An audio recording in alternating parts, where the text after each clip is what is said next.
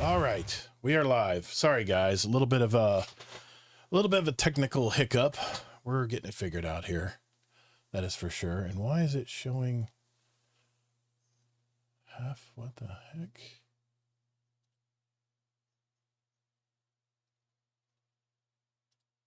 Yeah, that looks good. Oh, I see what it's doing. Okay, what is it? Is everybody on Twitch? Can you see the full screen? Is this full screen look good? This is driving me nuts. Okay. Oh, it's the Bungie overlay was messing me up. Okay. All right. Sorry guys. We got this figured out. We are live. Fuck it. We'll do it live. It's been 30 seconds. I can say the F word. Okay. Okay. I want to record this bit, Kingsley, before this is going to be our cold open to our audio episode. You ready? We'll just ad lib it. We'll record it a couple times if we need to. Okay. All right, here we go. I'll count down. 3, 2. Kingsley, I hate to tell you, man, I got some bad news when it comes to Destiny this next week. Yeah. I wanted to tell you that our live show next week is going to be a UK episode. We're going to be streaming on Saturday at 2 p.m. instead of our normal Thursday nights at 9 p.m. So just want to let you know. Sorry, I know it's, yeah.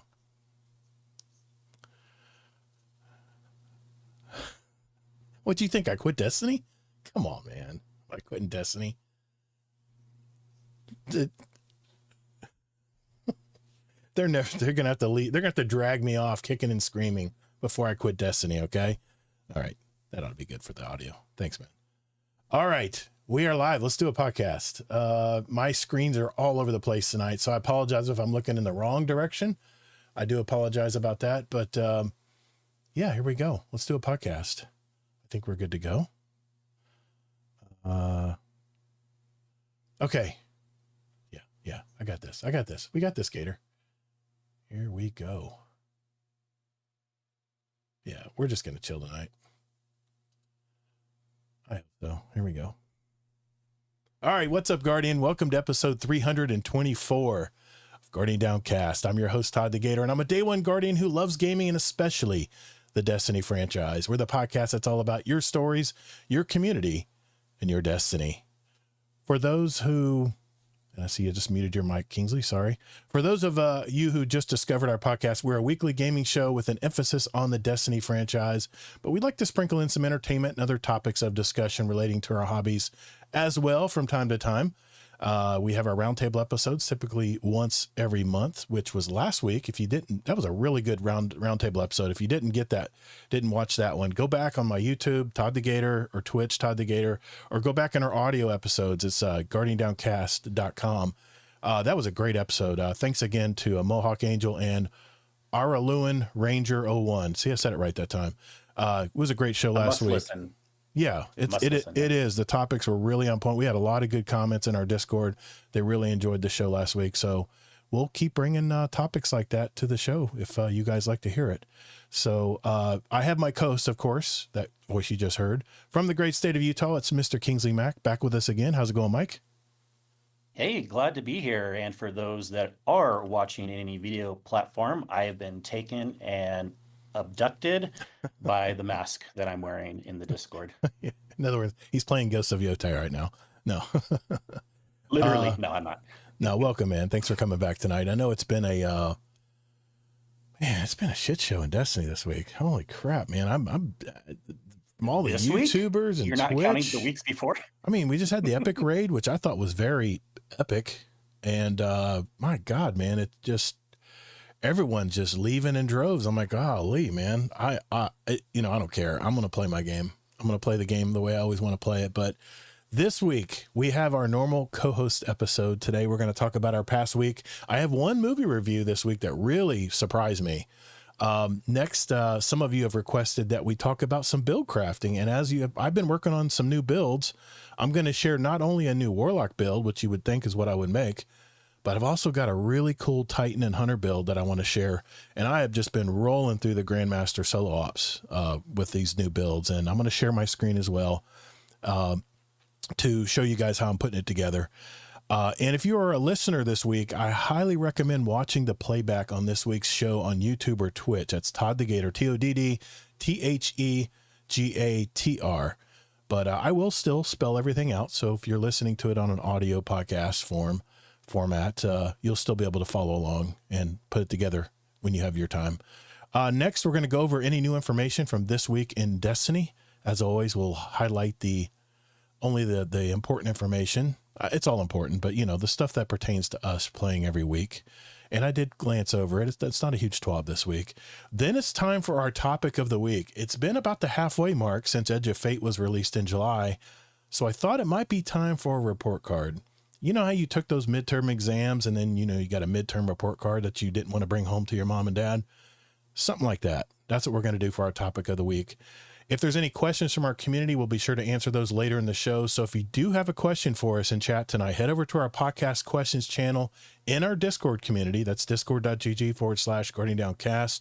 And we'll also share it on the show tonight.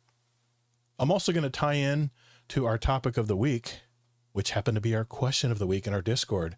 And this is a survey we put out concerning a question of the week in our Discord. And we had some good comments and some good results, good results. So we'll go over that. We'll actually probably tie that into our topic of the week when we go over our report card. So I think we got a lot to do tonight, man. So I better quit talking. So if everyone's ready, let's roll. I'm afraid to hit my command button for OBS. I'm afraid it's going to turn my game off. So I'm like having to click everything normally with my mouse here tonight. So I'm really discombobulated tonight. It's out of my usual element. So, all right, here we go. Oh my goodness. Sounding good so far. Yeah, it sounds good. Sounds good. All right. Well, let's catch up with our week real quick here, Mike. I'll start with you, man. What have you been doing this week? I have a feeling I know one thing you've been doing, but enlighten us, man. What you been up to this week? Are you always like spying on me or something? No, I just see the mask on your avatar tonight. I have a feeling I know what you've been starting to play. It's not as if we didn't talk about this even before the show, but yes. Today, as of this recording, is yet one of the other millions of new games that I listed a couple months back. Although we're getting closer to the end here, and It's Ghost of Yotei came out today. I downloaded it. Of course, I checked a couple reviews first. I wasn't really worried it'd be bad, but the reviews are glowing so far. And it's just an extension of the first game, a whole new world map, kind of a new story that's added on after the first story. A couple of quality life things. It looks like it's going to be freaking amazing. Excited to hop in more. Yeah, I've got the original. What's the original game? Ghost of Tsushima? Ghost of Tsushima. I was just going through my PS5. I still got it in my library, and I was itching to play it the other day. I was thinking about it. But you know me, man. I just play Destiny. That's what I do. You guys know better, right? I start talking about another game, and you guys just roll your eyes. What else you been doing, man? What else you been doing this week? Yet you're still buying new games, even if you don't play them. They're there whenever I want to play them, right? They're there. You can support the people. No, that's respectable. Exactly. Other than that, I mean, it's not like, because that just came out today, a lot more Division. Yeah. This is like a jam-packed week there where they have like 3 things going on in the season pass at the same time. The way you do the repeatables are way more interesting than how repeatables are in another game that we play. And that's not just because I'm new to it. The actual what you have to do is variable and interesting. I like it. Nice. Nice. And then not really. Okay, TV. I started rewatching Daria this week. I don't think I mentioned that last week, did I? No. What? Explain what that is. What is Daria? Is that a? Oh, is you that never heard an Daria? anime? That's a. Well, no, you would. It's kind of a Gen X show. Actually, it came out in Really? the mid to late '90s on MTV. It's that animated. Remember the girl that's kind of like alternative and she's Oh, is in high that school? back in the days when there was like that heavy metal movie about the women? Well, I animated. don't know, and it's not related to that. It was just a show that No. came up on their own, though, for sure. Oh, okay. Sorry, Yeah, I it was didn't. an I didn't. MTV I didn't animated recognize show. that. I don't know why I didn't recognize that. MTV days, I should know it all. But See, even Zombie No, it's a spin-off of Beavis and Butthead, basically. oh, okay. I got you. Check it out. It's on, if you have Paramount Plus, it's on there. You can at least see what it Nice. is and might ring a bell or watch an episode. I got you. Thanks, Zombie. Nice. Yep. And that's about it. Okay. All right. Yeah, we got a lot to talk about tonight, so I'll be short and sweet tonight. You know, my daily routine when I play Destiny these days, and I know we're in the we're in the doldrums of the season, you know, where there's not much to do. Iron Banner's come and gone, the Epic Raid's come and gone. And, you know, as far as your daily stuff that you do, the one thing that I still do every day just about every day in Destiny is I log on and I complete the daily seasonal bounties. And eventually I complete the weekly ones because they give out Bright Dust and they do give a pretty good amount of XP on your reward track. I think it was like 12,000 on the dailies. And it's like, I'm going to say like 20,000 for the weeklies. Don't quote me on that, but I was trying to watch the bar and it definitely seems like it's a pretty good amount of XP. So I log into not all three. I try to, but I log onto my main account every week and I at least get those seasonal bounties and the seasonal stuff done. You know, get all the materials and stuff. That's the part of Destiny I really click with still is doing that. I run solo ops is what I do. I just run through the solo ops, but my wife and I saw a new movie at the theater last week, actually last night. Can I wake up now? Oh, sorry. Oh, what's a new theater at the movie? Actually last night. It was starring June Squibb called Eleanor the Great. And I know what you're thinking, a 94-year-old lady in a theatrical release, pass. But that's exactly how I felt. In fact, I was kicking and screaming going to this movie, you know, because her last quote action movie, if you remember, was called Thelma. It got really good reviews on Rotten Tomatoes. I thought it was laughable. It was such a joke of a movie, but I mean, how much can you expect a 90-year-old to participate in an action film? But yeah, in my eyes, it was a train wreck. But so no surprise that my wife wanted to see this latest movie from her. And I got to tell you, I had the sniffles a little bit in this movie. It was a really, really maudlin, sad movie. And it was much more serious of a movie. It's an independent film about a 9-year-old woman who lives with a Holocaust survivor as a roommate for 11 years. After she died, this lady moved back to the city, the Thelma character, and moved in with her daughter in New York, in Manhattan. And when her daughter suggested a singing group at the Jewish Community Center, she converted later in life to Judaism. She basically accidentally walked into a Holocaust survivor emotional group. Therapy group, and I'm not going to tell that's kind of where the movie takes off from there. I'm not going to mention too much there, but it was really good. I said, dang it. Every time my wife picks a movie that I think is going to just bomb, it actually ends up being very good. She's got very good taste in movies. That's all I can tell you. But the critics gave it a 66%, kind of lukewarm. The audience gave it a 94%. I agree. I give this one 4 stars. It's not a Marvel action movie, but it left a mark on me, man. I thought about it afterwards, and that's, in my mind, that's what makes a good movie. If I'm thinking about it after I walk out, keep in mind, it's kind of a sad movie. It has some mixed comedy in as well. June Squibb, 94-year-old actress, is still pretty damn charming. So next week is what I'm really looking forward to. We are watching The Smashing Machine starring The Rock. It's the origin story of Mark Kerr. It's one of the first successful MMA fighters, and it may be, I think it might be an Oscar nod for him. So I'll be excited to tell you about that next week. And also, Kingsley, the week after, on the 10th, is Tron Ares going to be out. So I'm looking forward to seeing that one as well. It is, well, yeah, it's the 10th, but I'm going to be watching it on the 9th, along with many other early release. Okay, nice. Oh, that's right. Okay. You haven't noticed that when movies say Friday, they really mean Thursday afternoon? I know they do, but your theaters don't do that too? But you might notice I do things on Thursday. I can't go to the movies on Thursday. I'm doing something. Oh, well, okay. But I thought you just truly didn't know. That's all I was saying. No, let's go ahead and just spill the beans here. Kingsley's birthday is next week. I won't ask him how old he's going to be. But it's a lot less than me. It's all that matters. And for your birthday, you're going to go see Tron Ares. Is that what you're going to do Thursday? Among several other things. Yes. Nice. I'm so excited that the movie's coming out right then. Keep it PG. We can keep it PG. But no, I had a community member from the UK reach out this week. So we're going to, because Kingsley can't make it on Thursday, and he may not make it on Saturday either. It depends on he's got a birthday weekend planned, but he's welcome if he decides to make it. But I'm going to be having our guest interview for October a little early this month. And I'll be interviewing one of our community members from the UK next week. I'm really excited about that. He's super excited. And it'll be at 2 p.m. on Saturday, live show. A lot different than what we're used to. But yeah, I'm looking forward to it. Hearing his story. He's never been on the show before. That's the only It's the only hint I'll give you. I think Heyoka, if you want to go bug Heyoka, he's the only one that knows who it is.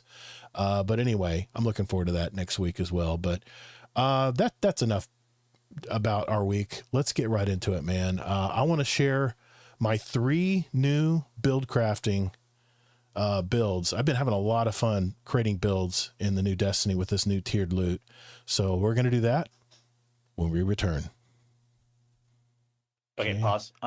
Am I cutting out at all? Because you're Nope. cutting out to me every once. No, every now you did on the cold open. You cut out a little bit, but I think the AI will clean that up. I don't think we'll have to worry about recording it again. I think we should be good. You're cutting out a fair amount. Are you doing any voice modulation or anything? No, I don't have anything wonder if that's modulated. it. In fact, we had a Okay.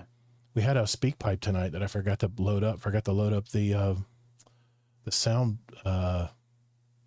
the virtual soundboard tonight. So I might have to do that. Might take a small break and do that real quick. Because Maximo said he sent a voicemail. It's crazy how much you're cutting out, though, to me. Really? Yeah.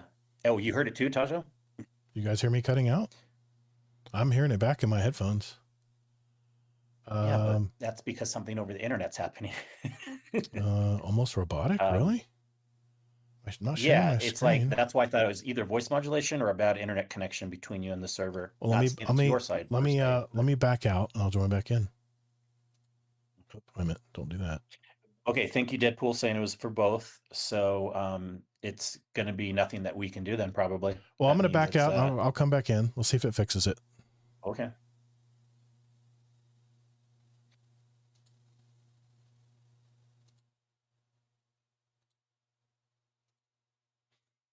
Of course, it pulls up. So Tajo says also when it's happening, your video gets really laggy. Really? What the hell is Yeah. going on? I got like. Well, again, it might not be anything we can do. It might be Discord Must be servers weird. or something. For some reason, can you back out and rejoin? For some reason, it switched Yeah, I can. windows. Switched windows on me. No worries. 1 second. I got to figure out a better system here. There we go. Now we're back. Good. I don't know. I don't know what to tell you guys. Discord has made a lot of changes lately, and maybe it's just a server issue. Can you hear me, Kingsley? Yeah, I can. Just right now, it's about 20% of the time you're robot-y, but it's not too bad right now. Well, maybe once I get through this build video, maybe it'll get better. Because I'll turn my game off then, and we'll reset, and maybe it might just be I'm using. Well, they said it was me too. Oh, so yeah, if it's both of us, I just heard we you. both generally have good internet, then that means Yeah. it's got to be something on Discord. No, I'm running two terabytes down, 2 gigabytes down, and 1 gigabyte up. So it's not internet. Terabytes is not a number. Not terabyte. If it was a terabyte, Internet. I would definitely be in good shape. All right, let's get to it here. Okay. That's why you're robot-y. It's basically a typhoon coming into your house at 2 terabytes. Oh my gosh. Yeah, that would be really quick, wouldn't it? Okay. There we go. I'm going to just do this manually. Sucks. And Zombie thinks also he was watching another live show somewhere else, and their Discord was doing the same thing. So maybe it's a Discord It issue just makes tonight. sense to me. Could be a Discord issue, yeah. All right, guys. You guys have requested in the Discord some of our feedback that you guys wanted to see some builds. So I figure, what the hell? It's a slow week in Destiny, right? There's nothing going on. So let's go ahead and talk about some builds I have. I have actually one build for Warlock, which you probably know about this build. I have another one for Hunter, and another one for Titan. And it's not what you guys think. It's going to be a totally different build. So I am going to switch over and share my screen. Let's hope everything works correctly here.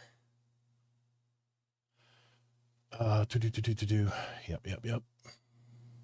Here we go.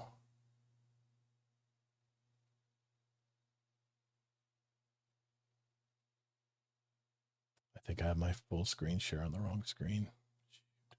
That's all right. I can do this. I'll go to, it's on the right one. Okay. Just want to make sure. God damn. Here we go. All right. I want to open up my game here real quick. And the first build is my Warlock build.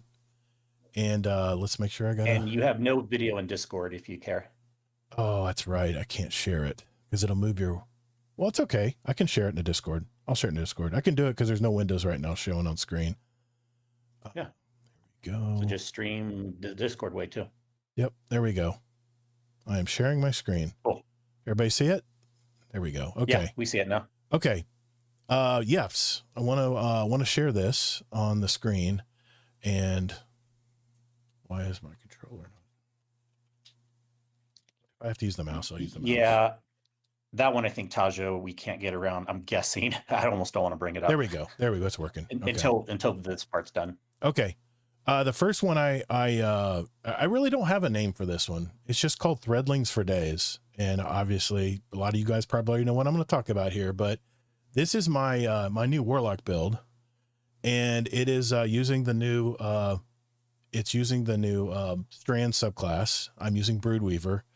I'm using my Mint Retrograde, which I got from Zavala with the chain reaction, which I'm liking a lot better. I know I got bait and switch too, but I'm not raiding. I'm just doing regular solo op stuff. And the Temporal Blast mod, I'm going to go through it real quick. This is my favorite rifle right now, is my Ahab Char. And it's only a tier 3, but I have Heel Clip and Burning Ambition, which and with the new Temporal Blast mod, it just annihilates stuff as well. And then in my good old Commemoration, I just love this thing. It's just has enhanced, well, actually doesn't have enhanced. It has Reconstruction and Rampage, which works perfectly fine. I can shoot it, fire it, put it away, and it's reloaded by the time I use it next. On my subclass itself, I'm using the Empowering Rift. You could actually use the Healing Rift too, but I use the Empowering Rift because you really don't need healing. Strafe Glide. This is the dominant glide system you want to use as a Warlock. Shh, Kingsley. Shh. Wait, I could be wrong, but I believe you said Prismatic at the beginning, and now I'm seeing is it Prismatic or no? Or is it? No, it's not Prismatic. That's Prismatic. No, it's a full strand build. No, it's a full strand build. Arcane Needle, of course, and I'm using a Threadling Grenade. I'm using my aspects. I'm using Weaver's Call. Activate your class ability to weave 3 Threadlings and can deploy any 3 Threadlings you have perched. And then my other aspect I'm using is called Weave Walk. You double press while in the air, and you literally get Woven Mail when you come out of it, and you get tons of damage resistant, and you kind of go not invisible, but you're definitely not as detectable by the enemies, and it's kind of a bailout. It's kind of a get out of jail free card if you're in trouble. So those are the aspects I'm using. Fragment wise, I'm using Thread of Evolution. Threadlings travel farther and deal additional damage. I get a +10 super as well. Thread of Rebirth. Strand Weapon Final Blows have a chance to crit a Threadling, and boy do they. The Thread of Generation. Dealing damage generates grenade energy.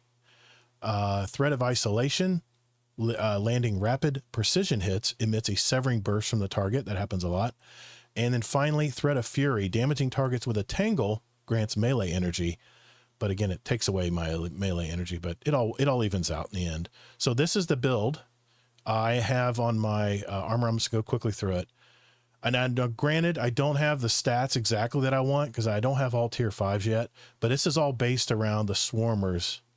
This is all based around the Swarmers exotic for the Warlock. And I've got a class mod, Absolution, Innervation, and Invigoration as far as the mods on it. For my arms, I have a melee mod, Bolstering Detonation, Firepower, and Momentum Transfer. On my, I'm always about damage resistance mods when I'm playing harder content. So Solar, Sniper Resistance, and Arc Resistance, because those damn Vandals are just a pain in the butt. And of course a melee mod. I'm building up my melee charge. I'm trying to get my melee above 100, and you'll see why here in a minute. And my super is also at 130. That's just not by design. Ideally, I want my class mod to be above 100, but I've only got it at 85. I don't have my armor fully perked out yet. On my class item, I've got Special Finisher. Because I am using the Mint Retrograde, I want to make sure I have plenty of special all the time. So all I have to do is do a Special Finisher when I have 3 stacks of armor charge, and it will drop ammo for the whole fire team. I'm playing solo, so it's just going to be me. 2 distribution mods and another class mod. And then on my Threadling, the Swarmer boots, Absolution, Innervation, and Invigoration with another class mod. Trying to build my class up as much as I can here, but I want to show you guys this in action because it is really a lot of fun. Let me move over to it here. Wow, we're doing that too. Yeah. Got it all set up here. This is my warlock. I'm playing, this is our Grandmaster 400 and up level stuff. And it is just a threadling machine. So those of you who are listening on the podcast, I'm sorry you won't be able to see this, but this is why I mentioned you might want to go to my YouTube or Twitch channel and watch the replay. But it just those threadlings for days here. And it is, you're getting you're blasting everything all the time. And you really don't even have to worry about getting injured because the threadlings destroy so much in front of you. And if you get big targets like a servitor or a yellow bar, you just pull out the Mint Retrograde and it destroys them really quickly. Pretty simple, but you can see it just annihilates everything. Let's see, we got a big Brig up here. He is nothing to worry about. And I'm always wanting to, whenever I see the tangles up here, I always shoot at them because it throws out 2 threadlings from that. And the threadlings will come back to me and carousel around my, they'll carousel around my, actually, I'm sorry guys, I can go back to sharing my screen. Are you guys seeing this playback on Discord? No, just on Twitch. Okay, yeah, you might have to see it on Twitch. I don't think it'll show on Discord because I don't have the overlays. Don't work on Discord for some reason. But yeah, it literally destroys. So I forgot that there's another thing I had to go back and get here. So I go back and do that. What's up, Dylan? What's up, man? It is a lot of fun. Look at all the threadlings I'm throwing out there, and you don't have much. I'm kind of waiting for this to move to the part where you can see where I move in a little bit more into the other areas, but I might make a video. I mean, this is I'm not, what's up, Miklo? This is not a build that is new. This is a build that a lot of warlocks have been using. And a lot of YouTubers have talked about this build as well. But it's all based on the swarmers as far as the main screen. It's all based on the swarmers exotic boots for the warlock. That's the main thing right here. And those swarmers, threadlings spawn from tangles and unravel targets. Not only do threadlings jump out, but you'll see little darts where they're actually unraveling the targets all around it too. So, all right, that gives you a taste of it. I do a lot more destruction once I go further in where there's more closed walls and stuff. I'll do one more area here, and then I'll move on to my next build. The main thing, like I said, you want to make sure your melee stat is above 100, because if you ever go into Weave Walk where you double tap and dodge in midair, it drains your melee. And because it drains your melee, you want those stacked up and recharging as fast as you can. And of course, the class stat, you try to want to get above 100. Is this going to be a build battle? Vote for, I don't know about that, because it's for all 3 characters. It's different for every character. Of course, there's the Weave Walk. Personally think this is the second best build on Warlock. I'll have to present mine now next week or the week after, the prismatic version of this, which I really like. The Weave Walk's really nice because if you get in trouble, or I was just getting into it just to show you how it works. But man, I got look at all these threadlings. I'm just destroying stuff in front of me here. I mean, this is an awesome build. Yeah, works really good. But yeah, if you get in trouble in the prismatic version, you don't have to rely on Weave Walk being available. Okay. You can get out of jail much quicker. What do you use instead? It's a combination of a solar healing and Feed the Void's void healing. Like a solar grenade? Like a solar healing grenade? No. It's too long to explain. Look what it does to this HVT. It just you know how beefy those guys are, right? You see all the threadlings attack that thing? It's just insane. An awesome build, yeah. It's just insane. I got 5 threadlings going out to this guy, just destroying everything. Blowing up the tangles here, which immediately just throw more threadlings, and they all carousel around me. It's not a super new build, but I really have not liked the darkness builds, and these really have been doing well. So there you go. That is how that works. And let me see. Awesome. I can leave the screen up, I think. Let's see. I will stop sharing. And I will switch over to my other build here. There we go.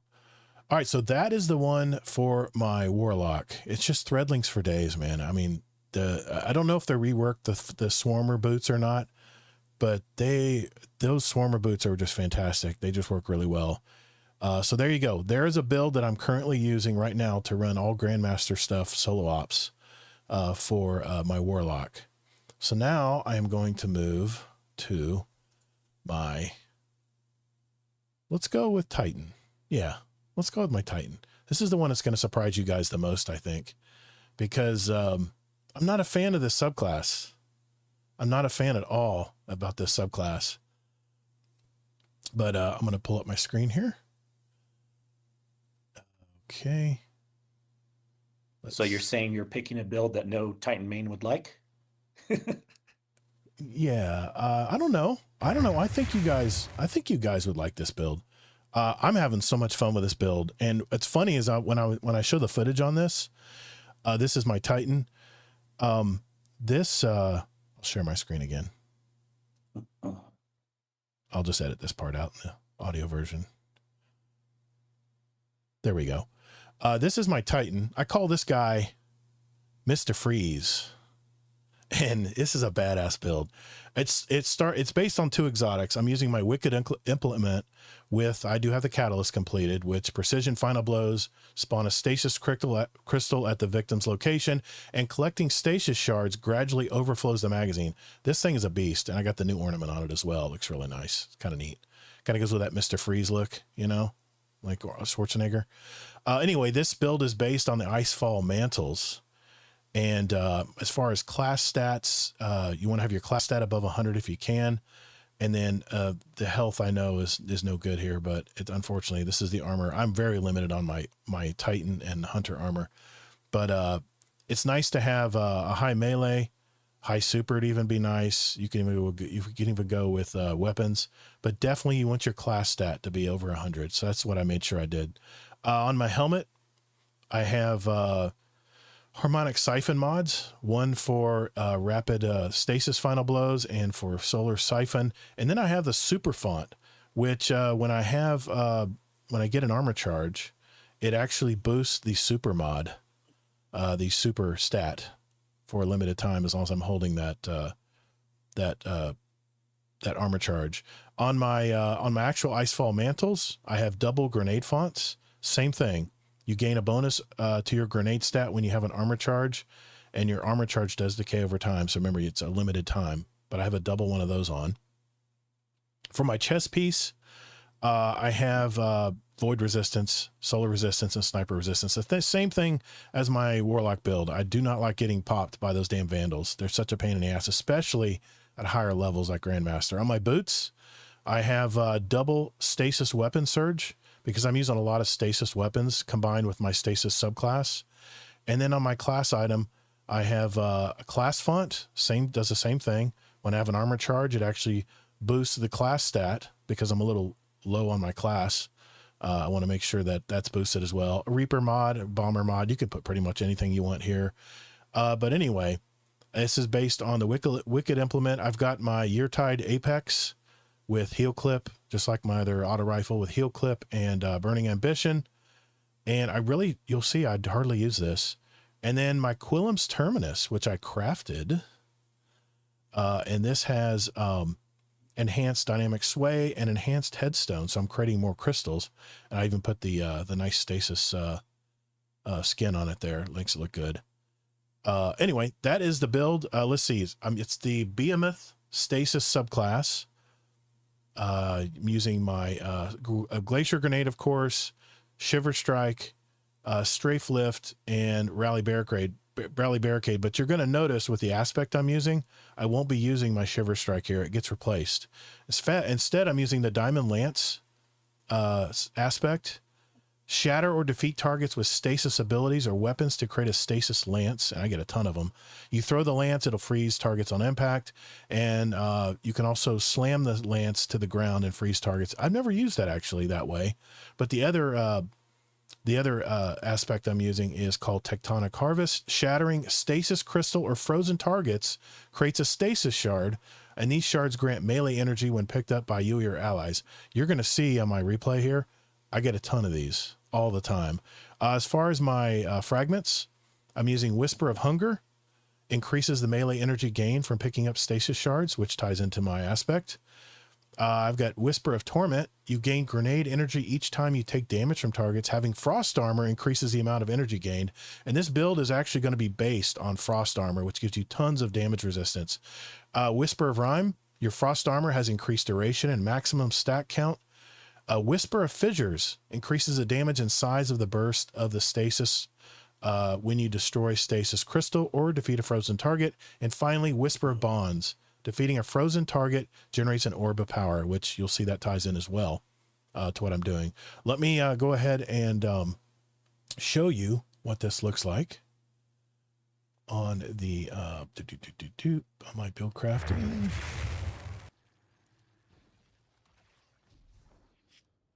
There's my Titan. Showing you right now on screen for those of you on Twitch and YouTube. I'm showing how I'm using this. It's just I mean, look at all the little shards I got there. That's all adding up to more melee charges.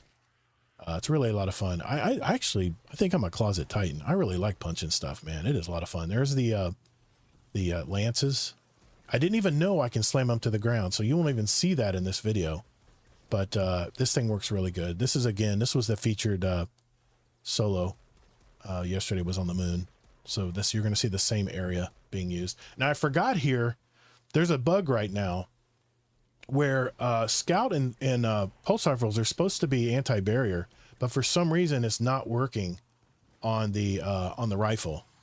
I don't know why, but it's just not working. It's not counting as an anti-barrier weapon. So, but it didn't matter because all I had to do was just go and freeze this champion servitor. Once I did that, I just unloaded my Quillam's Terminus on him. He's done. So it works really good that way. And I had a lot of fun with this. And what's nice about it, the super's not very strong on this Titan. The super's not really super great on this, but you get it pretty often because the cooldown is a lot less than most supers out there. That is the movement I have to make. You hold down your, where you normally use your Shiver Strike. You actually hold down I think it's the R3 on the controller. And it's like it just freezes everything in the diameter when you're getting around it. So I'll jump into areas where there's enemies and just activate that, which I get it all the time. So it works really well. But this is my Mr. Freeze build. And by the way, because we're getting a lot of comments, just so we can correct it now. Yeah, it's not a bug. Wicked implements an exotic and has a different intrinsic. It has overload, so it can't work with the seasonal mod. Oh, it won't stack. No wonder. There's no stacking. It just overload. Dylan. Exotics always override. They just do what they do. Yeah, I got you. So that makes sense, I guess. Well, it didn't matter because all I had to do was just use my stasis. I just had to freeze the champions and one and done. I just made sure I used my heavy weapon and it had no problem taking it down. Yeah, that's why that makes sense now. Tajo, yeah, I get it. But man, what a fun build, man. This has been a lot of fun to use. I had so many of these stasis spikes or whatever you call them. I had more than I really needed. And the stasis shards that I was picking up just kept reloading everything really quickly. It was just an infinite build. I just kept regenerating the same stuff. Now see here, I have an anti-barrier champion here. So I'm thinking, oh crap, how am I going to get this? I can't get it with my Wicked Implement. And my, if I would have known better, my special weapon, which you'll see I never pull out, is for overloads. It's a submachine gun. But I just use my super here because I got my super already, and I just took him out that way. Real simple. But you can see, man, I got shards everywhere on this thing. So this is my Mr. Freeze build. I hope some of you who don't normally play Titan will try this out because I had a lot of fun with this one.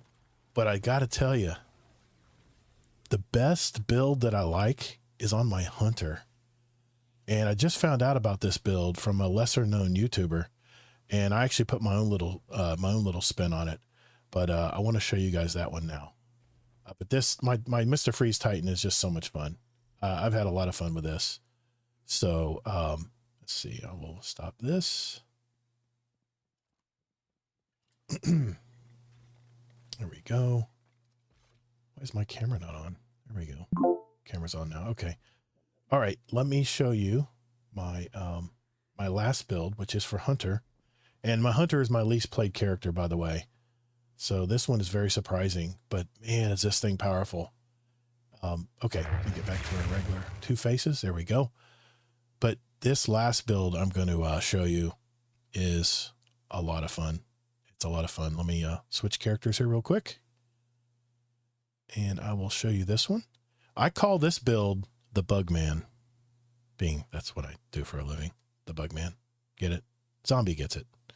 Anyway, I love this build. I might be playing more Hunter. Maybe. We'll see. Okay, I will move over to screen share and show you this one. And man, the General Grievous gear, it just looks so good on Hunter. It just looks so damn good. So, and I'll share my screen on Discord here.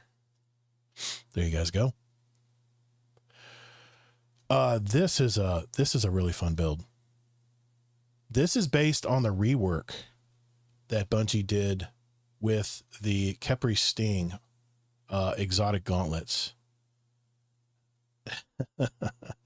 Anyway, they reworked it where you defeat a weakened target and releases a burst of weakening smoke and refunds smoke bomb energy. And you're going to see, I don't even need smoke bombs hardly ever on this, but you want to make sure you're, I mean, there's a bunch of things you can do here, but definitely make sure your melee stat is 100. That's your smoke bombs. I'm also using, on my subclass, I'm also using my Gambler's Dodge, so I get more smoke energy as well when I dodge, which is almost all the time. And just to boot, just to make it a lot of fun, I've got a suppression grenade in this too, which just adds even more fun to this. This is just so much fun.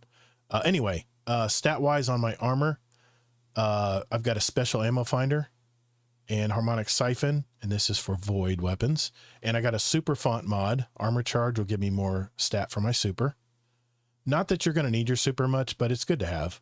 On my chest piece, I've got charged up, which increases the maximum number of stacks of armor charge I can carry by 1. I've also got strand ammo generation. So I can get, for my strand weapons, I can get more ammo generated. And same thing for my void weapons as well. So I have that working for me as well.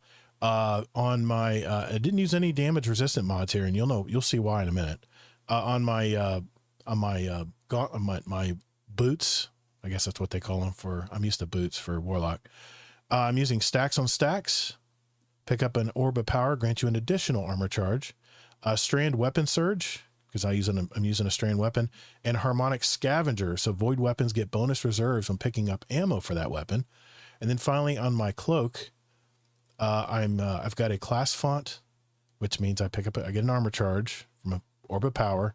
I get more bonus to my class stat. And powerful attraction automatically collects nearby orbs whenever I activate my class. So whenever I'm dodging, all the orbs come to me within a given area. And then finally, special finisher. Again, I'm using this to get more special ammo if I'm running low. I just have to do a finisher when I have 3 stacks of armor charge, and it'll drop it for me and the fire team if I'm playing with a fire team. That's the basic build, but here's the fun part. I'm using the Mint Retrograde. I'm using rewind rounds. I have many Mint Retrogrades and Master of Arms. Final blows this weapon, improve the weapon's damage for a period of time. Temporal Blast, I think I put that in all my weapons. It's a great, even though they nerfed it a little bit, it's still a great seasonal mod. The Riposte. This is a lot of fun. It has repulsor brace and destabilizing rounds. You can't get this rifle anymore. Hence the reason why you should save a lot of your stuff in your vault, by the way, even though I just cut mine in half. This works really well. I've got arrowhead break on this as well. This is one of the comp weapons. I've got synergy Final blows this weapon actually create elemental pickup to match its damage type or an orb of power. You have a chance for that to happen, by the way. So anyway, that's that. This rifle you'll see I'm gonna have a lot of fun with. And then finally, Retrofit Escapade. This is just a bargain. I don't even have this thing crafted, but it does have Golden Tricorn. Final blows of this weapon grant bonus damage while the buff is active. Grenade or melee kills, and you'll see I'm gonna use a lot of those, of the same damage type greatly increase its damage and duration. So Golden Tricorn kind of fits in with this, but you're gonna see I'm not even gonna be using it much. So that is the how I've got everything set up. As far as I'm using the Night Stalker, light subclass, Gambler's Dodge, Triple Jump, the Smoke Bomb, and again, the Suppressor Grenade. But for my aspects, I'm using Stylish Executioner. Defeating a weakened, suppressed, or volatile target grants invisibility and true sight. And then the other aspect is Trapper's Ambush. You activate Quickfall to suspend a melee charge, to spend your melee charge and dive to the ground, creating a smoke cloud. So I'm gonna have smoke everywhere on this build. It dissipates, and then targets caught in the cloud are weakened, and the allies are made invisible. This would be good for like a raiding setup as well. All right, fragments, real quick here. Echo of Harvest, defeating weakened targets creates an Orb of Power and Void Breach. Echo Starvation, picking up a Void Breach or Orb of Power grants Devour. Devour is kind of important here. Void buffs, this is Echo Persistence. Void buffs applied to you. Invisibility, Overshield, Devour have increased duration. So I'm going to have increased visibility and increased Devour. And Echo of Undermining. Your Void grenades weaken targets while I'm using Suppressor grenades. So I could probably switch this out with something else if you want. But that's the build. Let me show you this thing in action. Okay. I've got to... Yep, I can keep that. All right, I'm going to go here. Last one here. I'm going to show you my Hunter. This is a lot of fun. I go invisible like right away. It all starts with the Smoke Bomb. If you want to get the chain going, Smoke Bomb or that new thing where you can jump in the air and land and suppress everything. But I'm always invisible, it seems. And with this riposte, and by the way, you can use any weapon that has, that has destabilizing rounds and repulsor brace. You can use, and there's a lot of weapons, void weapons out there that you can use, even a bow. I think there's a bow that even has it. You can use any kind of void weapon that has those two perks, which will greatly help this build. But you don't even really need it. But it's just a lot of fun. I see I got snipers, so I pull out the Mick Retrograde for those guys. I don't have any damage sniper resistance mods, so I need to make sure that I take them out quickly. But I mean, I'm just disorienting, disrupting everything. Smoke bombs are going everywhere. I'm getting the void breaches falling everywhere. It's just a lot of fun to use. And this is the same exact map, the same exact solo ops. I ran these last night. This was the featured one. All I had to do is just weaken the champion, the servitor champion there. And of course I have the Mint Retrograde, so I can immediately cut through the champions because they're anti-barrier. But I really did, you can see I didn't even use them, hardly. Throw the smoke grenade, weaken everything. Once you kill it, you go invis and you start throwing. I mean, the smoke bomb just keeps spreading to everything. And it is just a lot of fun. I haven't used this as long as I have my other two builds. So, but this one is a lot of fun as well. You can go into a lot of high content. There's another Void Breach picking it up. And just have a lot of fun. You're invisible half the time. And anytime you shoot anything with, with the repulsor brace, destabilizing rounds, and you kill it, it just perpetuates the smoke bombs, the weakening. It ties in with the Khepri Sting exotic that you have on. And you notice I don't even have an exotic weapon equipped. That's how good this build is right now. So it gets really crazy inside, but I realize we're on a podcast and I don't want to take forever here explaining it. But that is the build in a nutshell. These three builds are a lot of fun. I will put the dim links in our show notes if you want to just grab the dim links and try them out for yourself. You may not have all the weapons, but just substitute whatever weapon you want to use normally. I would recommend, like I said, repulsor brace, destabilizing rounds, which is on a ton of void weapons out there. So there you go. There's 3 builds. You wanted some builds? There's 3 builds, one for Warlock, one for Titan, and one for Hunter. So there you go. Man. Yeah, sorry, my voice is drying out already. I'm It's too much talking. There was a lot of talking. Yeah. Yeah, a lot of talking. So anyway, there you go, Discord. What did I just do? Okay. It was asking me how the stream went. I'm like, well, hopefully we're still streaming. No, we're good. Okay. Yeah. All right, let's go back to Two-Face. There we go. All right, so there you go. There's 3 builds. If you want to try them out, like I said, I'll make sure to put the dim links in our show notes if you want to find out more about that and have fun with that.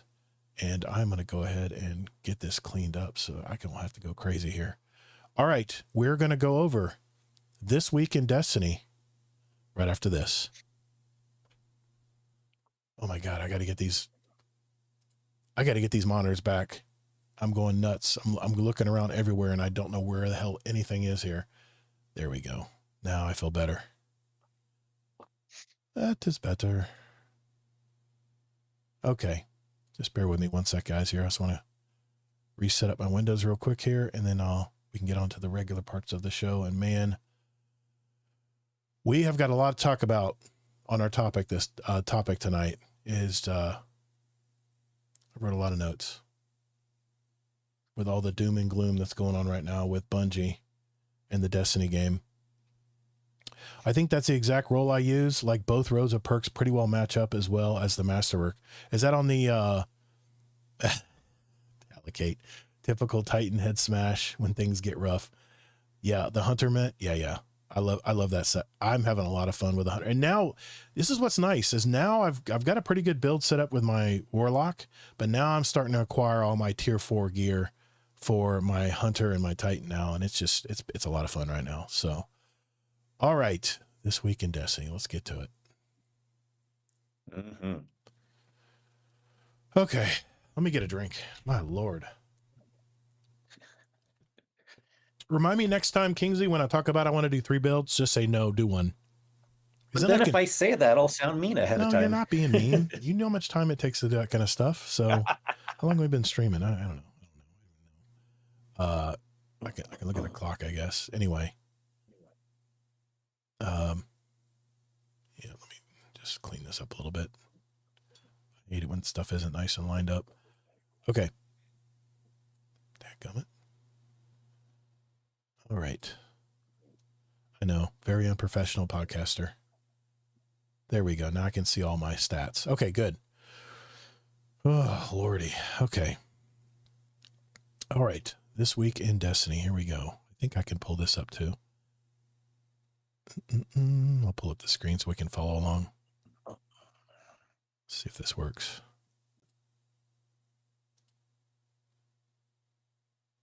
Yes, it is working. Okay, good.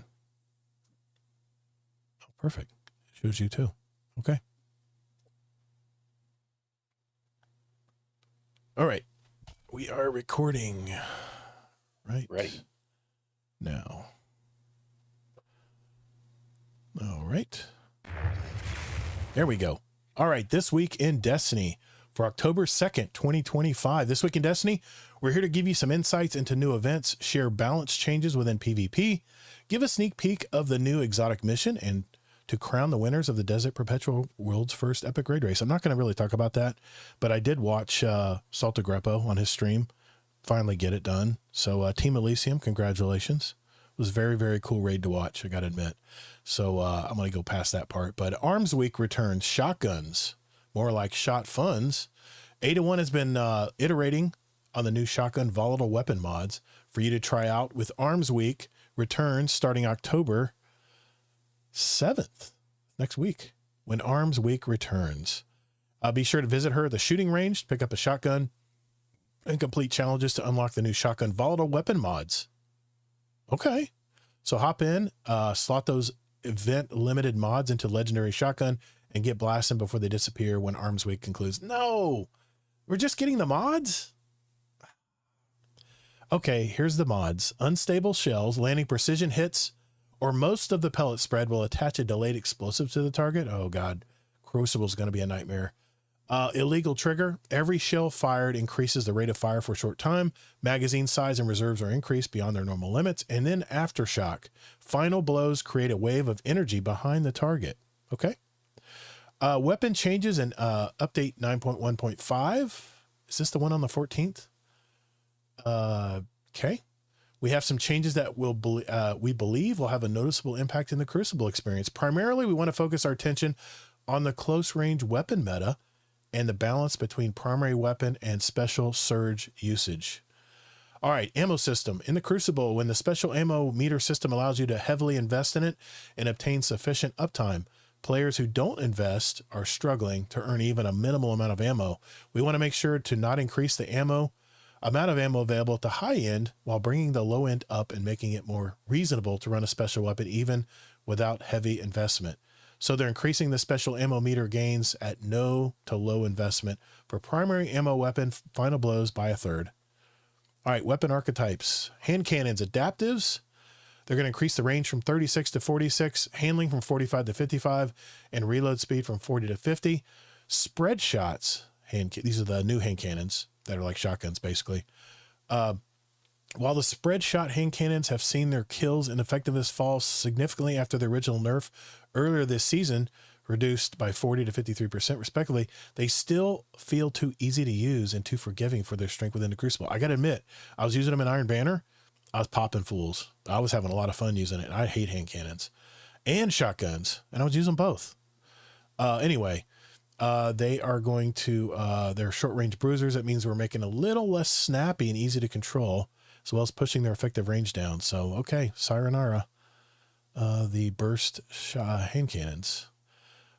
In live, these weapons compete around the corner end of sidearm range, but with these changes, they will be moved down closer to the range of slug shotguns. All right, so I'm done with them.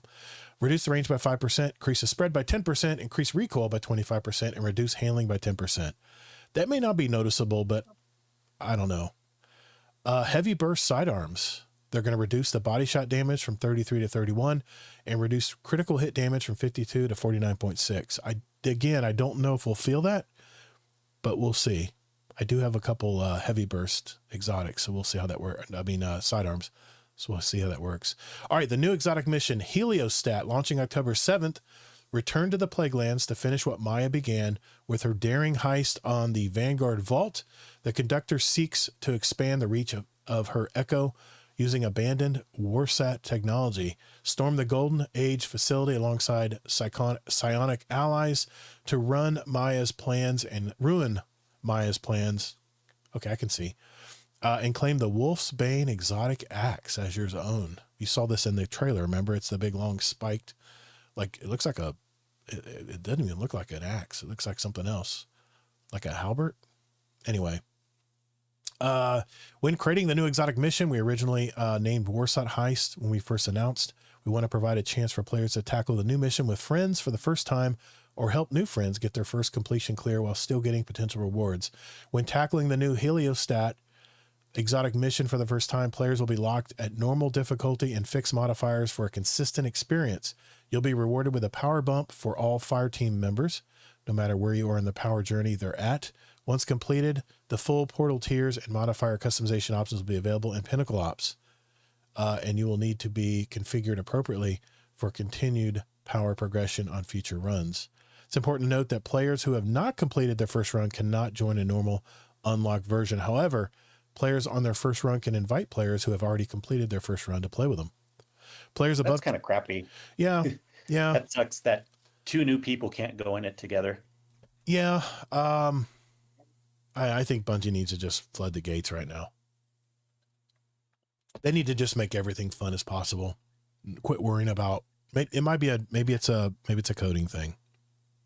Maybe you unlock it. Yeah, and it's really bad news either way, no matter what the reason. Thanks, Tajo. Solid B overall. Okay, I'll take that from you. Yeah, you're very tough to please, so I'll take that score. Players above 200. I usually do the exotic mission by myself first, but that's only because I'm hopping on reset. I can do it during the day when not a lot of people are on. Right. But like, I would hate, in the past, there's been so many times where other friends, they will group up on a Friday night, two people that have not run it yet. Yep.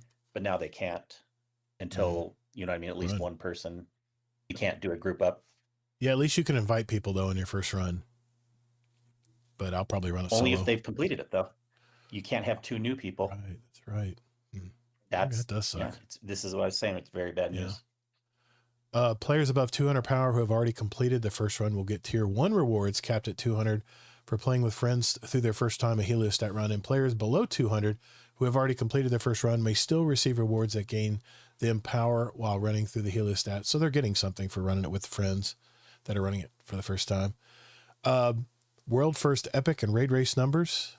I already mentioned that. Team Elysium 1, Salto Greppo, Quaz, Vendetta, Vile Fate, OG, and Jiffy. Gif? I think it's French. Yep, they got the belt. Really nice.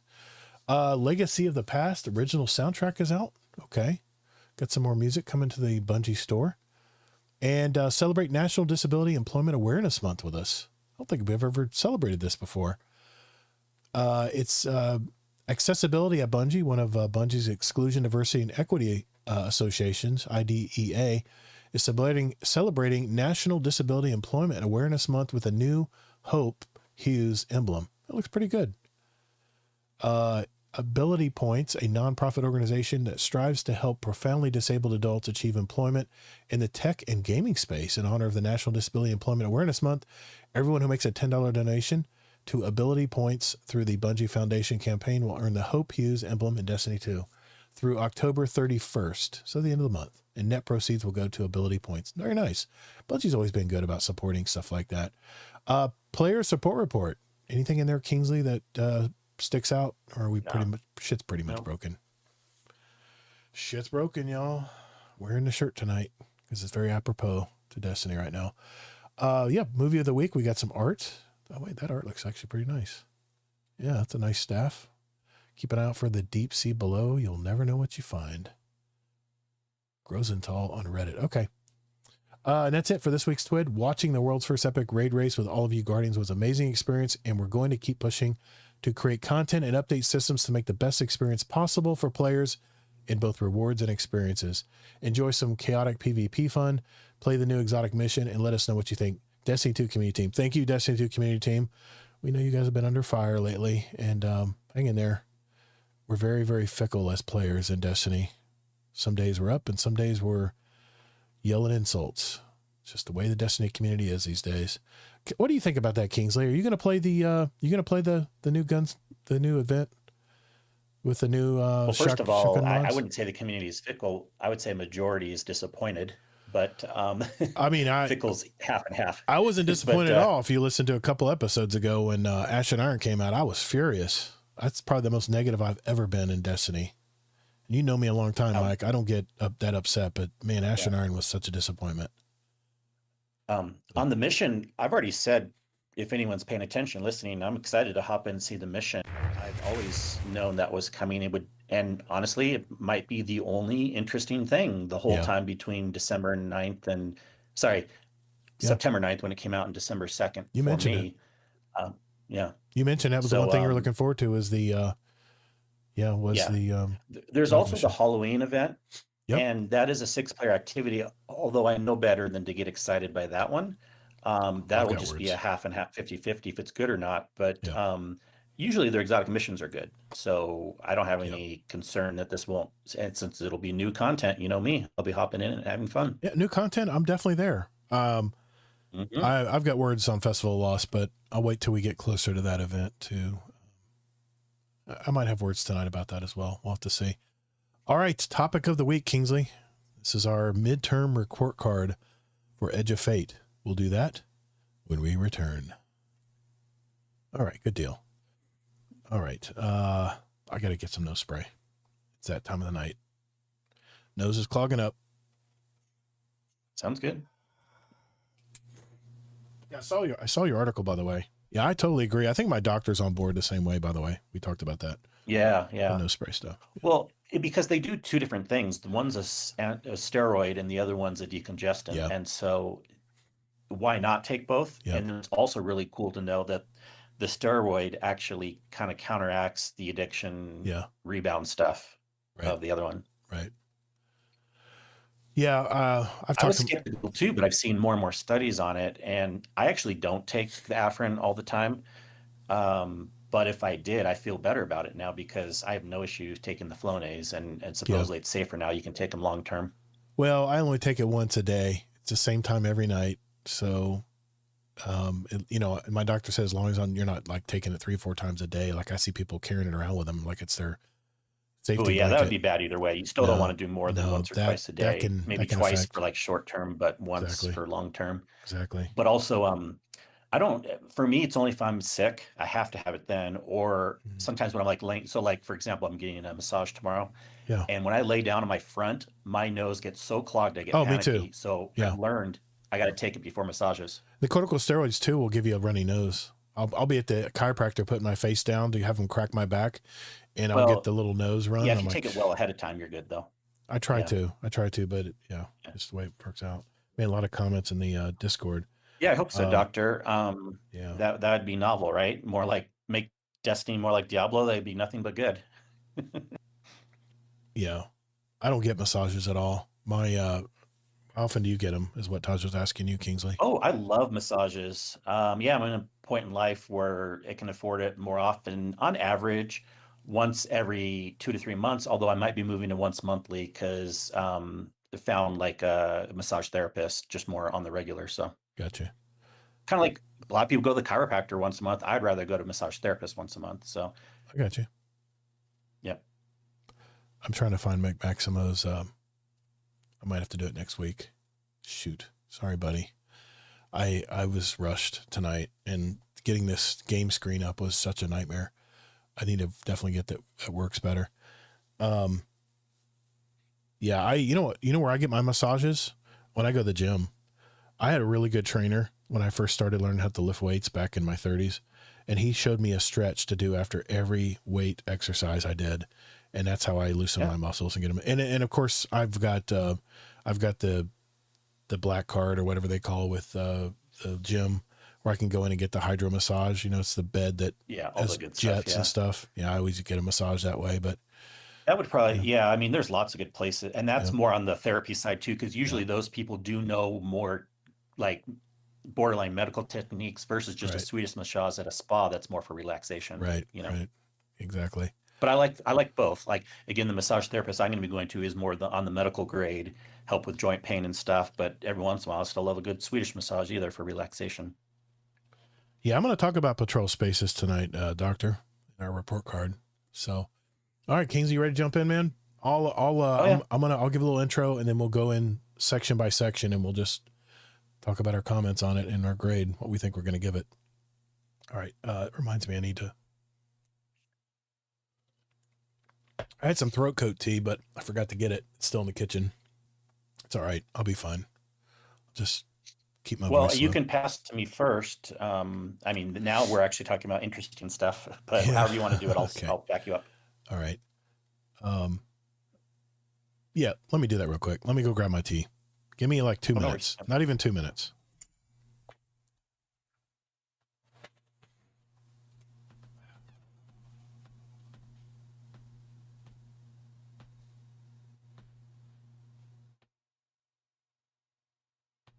Imagine if Edge of Fate, Patrol, and Variability was even 75 to 90% of what Bungie described ahead of time. It would be like it's gonna be the best thing ever with variability and of course part of the problem is the power leveling worked out horribly. But yeah, I mean, if they had repeatable reasons that people were happy to go back into to do stuff in Patrol, like true world bosses that come out variably, kind of like public event, but much more involved, little secrets that are always moving around the map. So like every day or every week, it's like a different variation of how to like collect things. Not everyone's gonna like collectibles.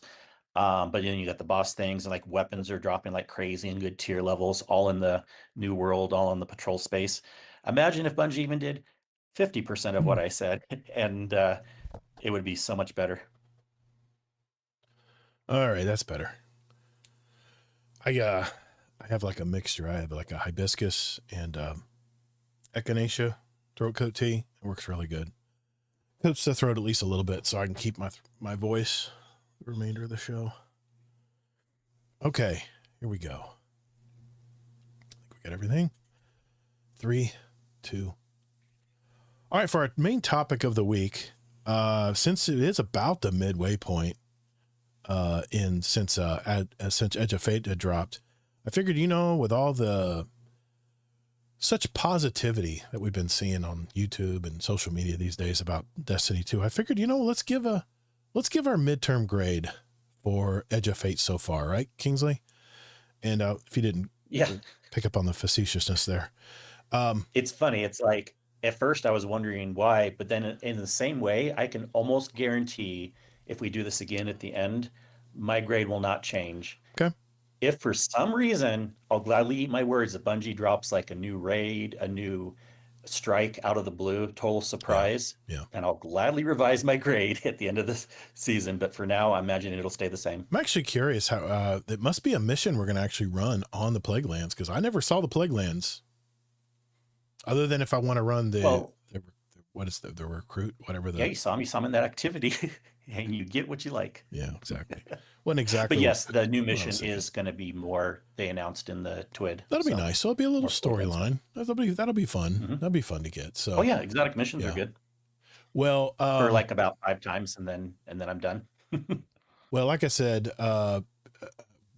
Kingsley and I both been here since the very start of Edge of Fate, and we're going to list every part, at least what I think, every part of the Edge of Fate DLC, and we'll each talk about what we liked, what we didn't like, and give our final grades, and then we'll come to a consensus at the very end here. So we're going to start with the campaign. That's the first thing we saw, right?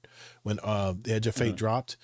I think the campaign was a winner. I was trying to imagine how Bungie could make the transition from the Light and Dark saga over to something new.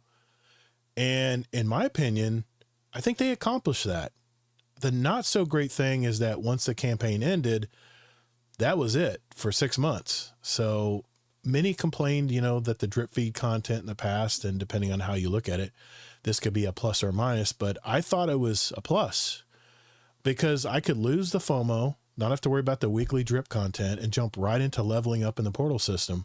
So I give the campaign a solid A. I think the story team is doing a fantastic job for Destiny right now. What say you, Mr. Kingsley Mac? Well, if you're including the actual missions with obviously story, which you obviously are, then I really have to think about both fairly. And by putting both together, I give it a B-. Okay, B-. Here's the thing.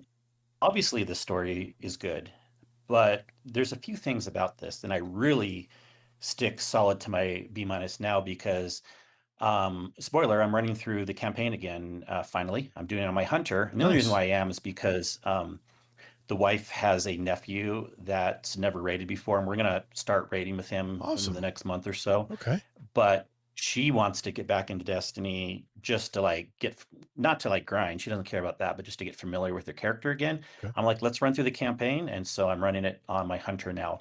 But doing the missions again, and I already gave them a fairly low grade before, it's so monotonous. And even though the story is really good, once you know the spoilers, it's fine, but it's not as good running it the second time, of course. So I still get annoyed by all the little matter spark here, something there that you have to do a million times. Oh, boss time gate, rinse and repeat 3 times in a row. Okay. And so the story is the only thing that's making my overall score as high as a B-, or else it would be lower.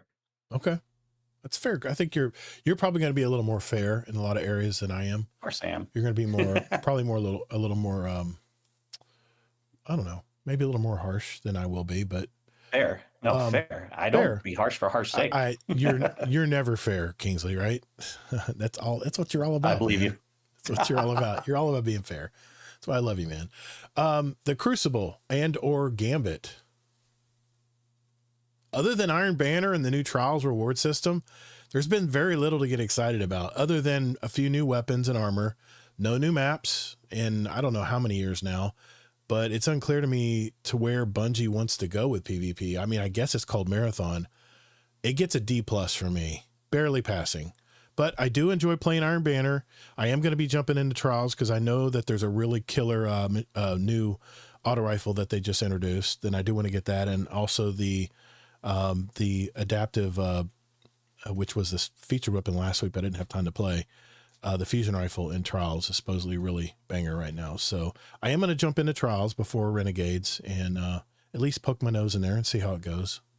But it's probably gonna be an easy grade for you, Kingsley. What do you think, man? Gambit, you No, could throw well, I Gambit in can't have there. a grade fairly. It's undefined. Okay, fair enough. So NA. since it's undefined, if you only want me to pick a grade, I could go off of like a previous, like a year ago when I did a little bit of Crucible, but Mhm. that wouldn't be fair because the sandbox is different these days. So Yeah, the sandbox is I'll go with different. what you want. Well, I'll go yeah. with what you. Okay, well, I gave it a D plus because it's barely passing because the I hardly play any Crucible anymore. The only time I play Crucible is with my buddy Jeff. Says, "Hey, I'm on. You want to play a few games tonight?" I'll say, "Sure," but I couldn't this week. But or when Iron Banner comes out, and that'll tie in more to my other grade I gave this game.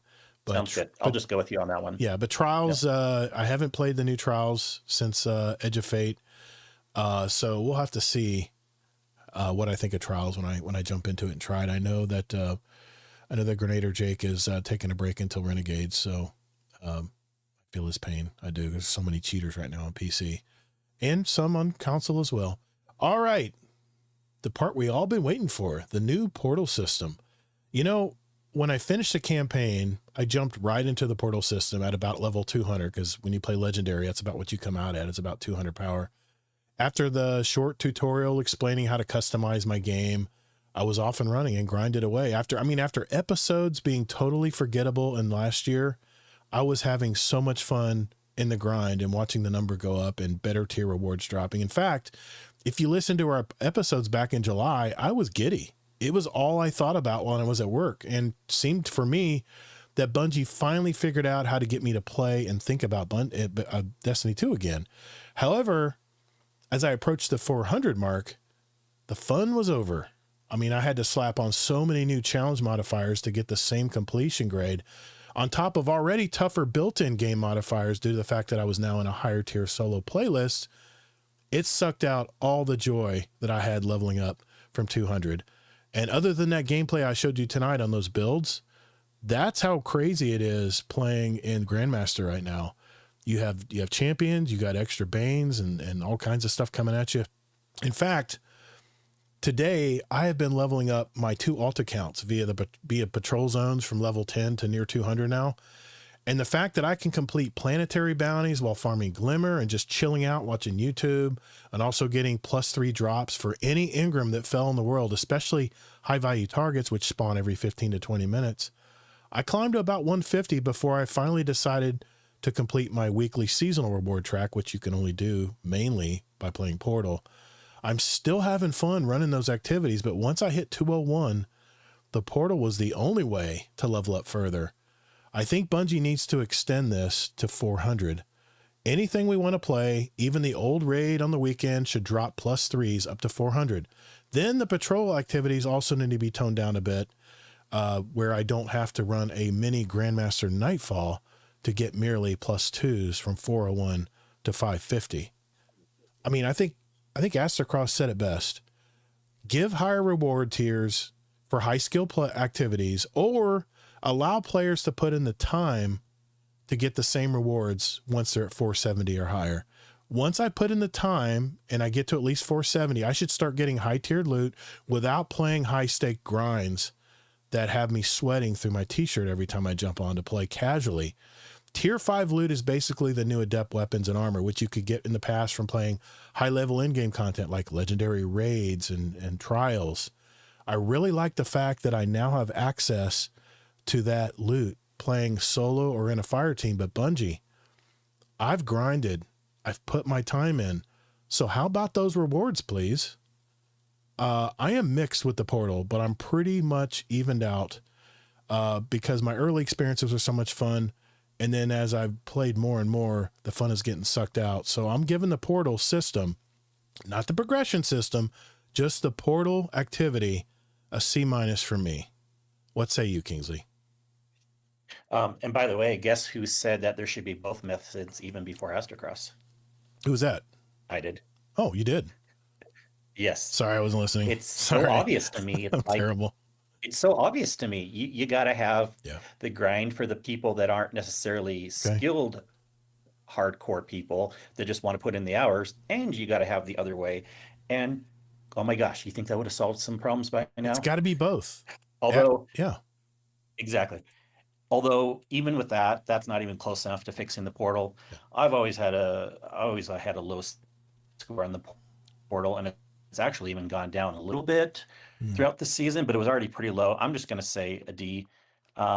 It's pretty obvious all the reasons what I think about it from the very beginning, me logging in, and I feel like half of the things they said would be happening in the solo ops did not happen. Mhm. And when we were all seeing that, I kind of expected, I knew because they said there would be a sampling of activities, not a large amount of stuff, but people actually started seeing how many there actually are, very limited to like hardly anything being auto match made in fire team ops, even though it says it's for fire team. And Yep. that's just a start. I don't need to spend the whole night, but I give it a solid D. You know, I might go D plus because I just remembered that when they did the update in Ash and Iron, they added nothing new to solo ops, nothing new. So, No, they did. Where? Well, not new. Well, the new thing is just the new activity, remember? That's the only new thing Yeah, that no one cares about. that's not solo. You can't do that in the solo ops. Oh, sorry, you're right. Solo ops. Solo ops. Okay, There's I was just nothing. thinking It's the the same portal. Yeah. activities You're right. from day one of Ash and Iron. I mean, not of Ash of Iron, of Well, Edge of Fate. Nothing's been added. I was telling you that was going to happen. And you know Right. why? Another reason is because if they can't even get the solo ops to what they promised in the first place, Yeah. all the stuff that I was mentioning, Right. then how do they have time to make more solo ops? You know what I mean? So Yeah. they're short on time either way. Yeah. I'm sure we'll maybe see some new ones when Renegades come out, maybe one or two, who knows? I hope so. And I hope that they keep adding to solo ops and other activities in the portal and not take stuff out and then replace it with new stuff. I think they need to keep adding to the library. Because if I want to go run on the moon and run, you know, the lost sectors there, I should be able to do that. And especially when I've run it so many times. So Yeah, they may try to not remove as many now because of Yeah. everyone's unhappy, but really the original plan, because they have less staff now and multiple Yeah. reasons, is it's a rotating stuff going in and out of the portal. Right. So we'll see what happens, but the original plan was to remove things and add different things, you know, just so they can support those things well instead of the whole game, which they don't have time to support. I said this last week. I hardly recognize the game now because it's all about the portal. And if that is the only way we can play this game now, then you need to throw a bunch more stuff in there, Bungie. And I'm sorry if you're undermanned. I'm sorry if you don't have enough room to put, you know, don't have enough teams to rebuild these lost sectors with this new system. That needs to be an emergency. You need to start adding stuff into these portal events or no one wants to play it.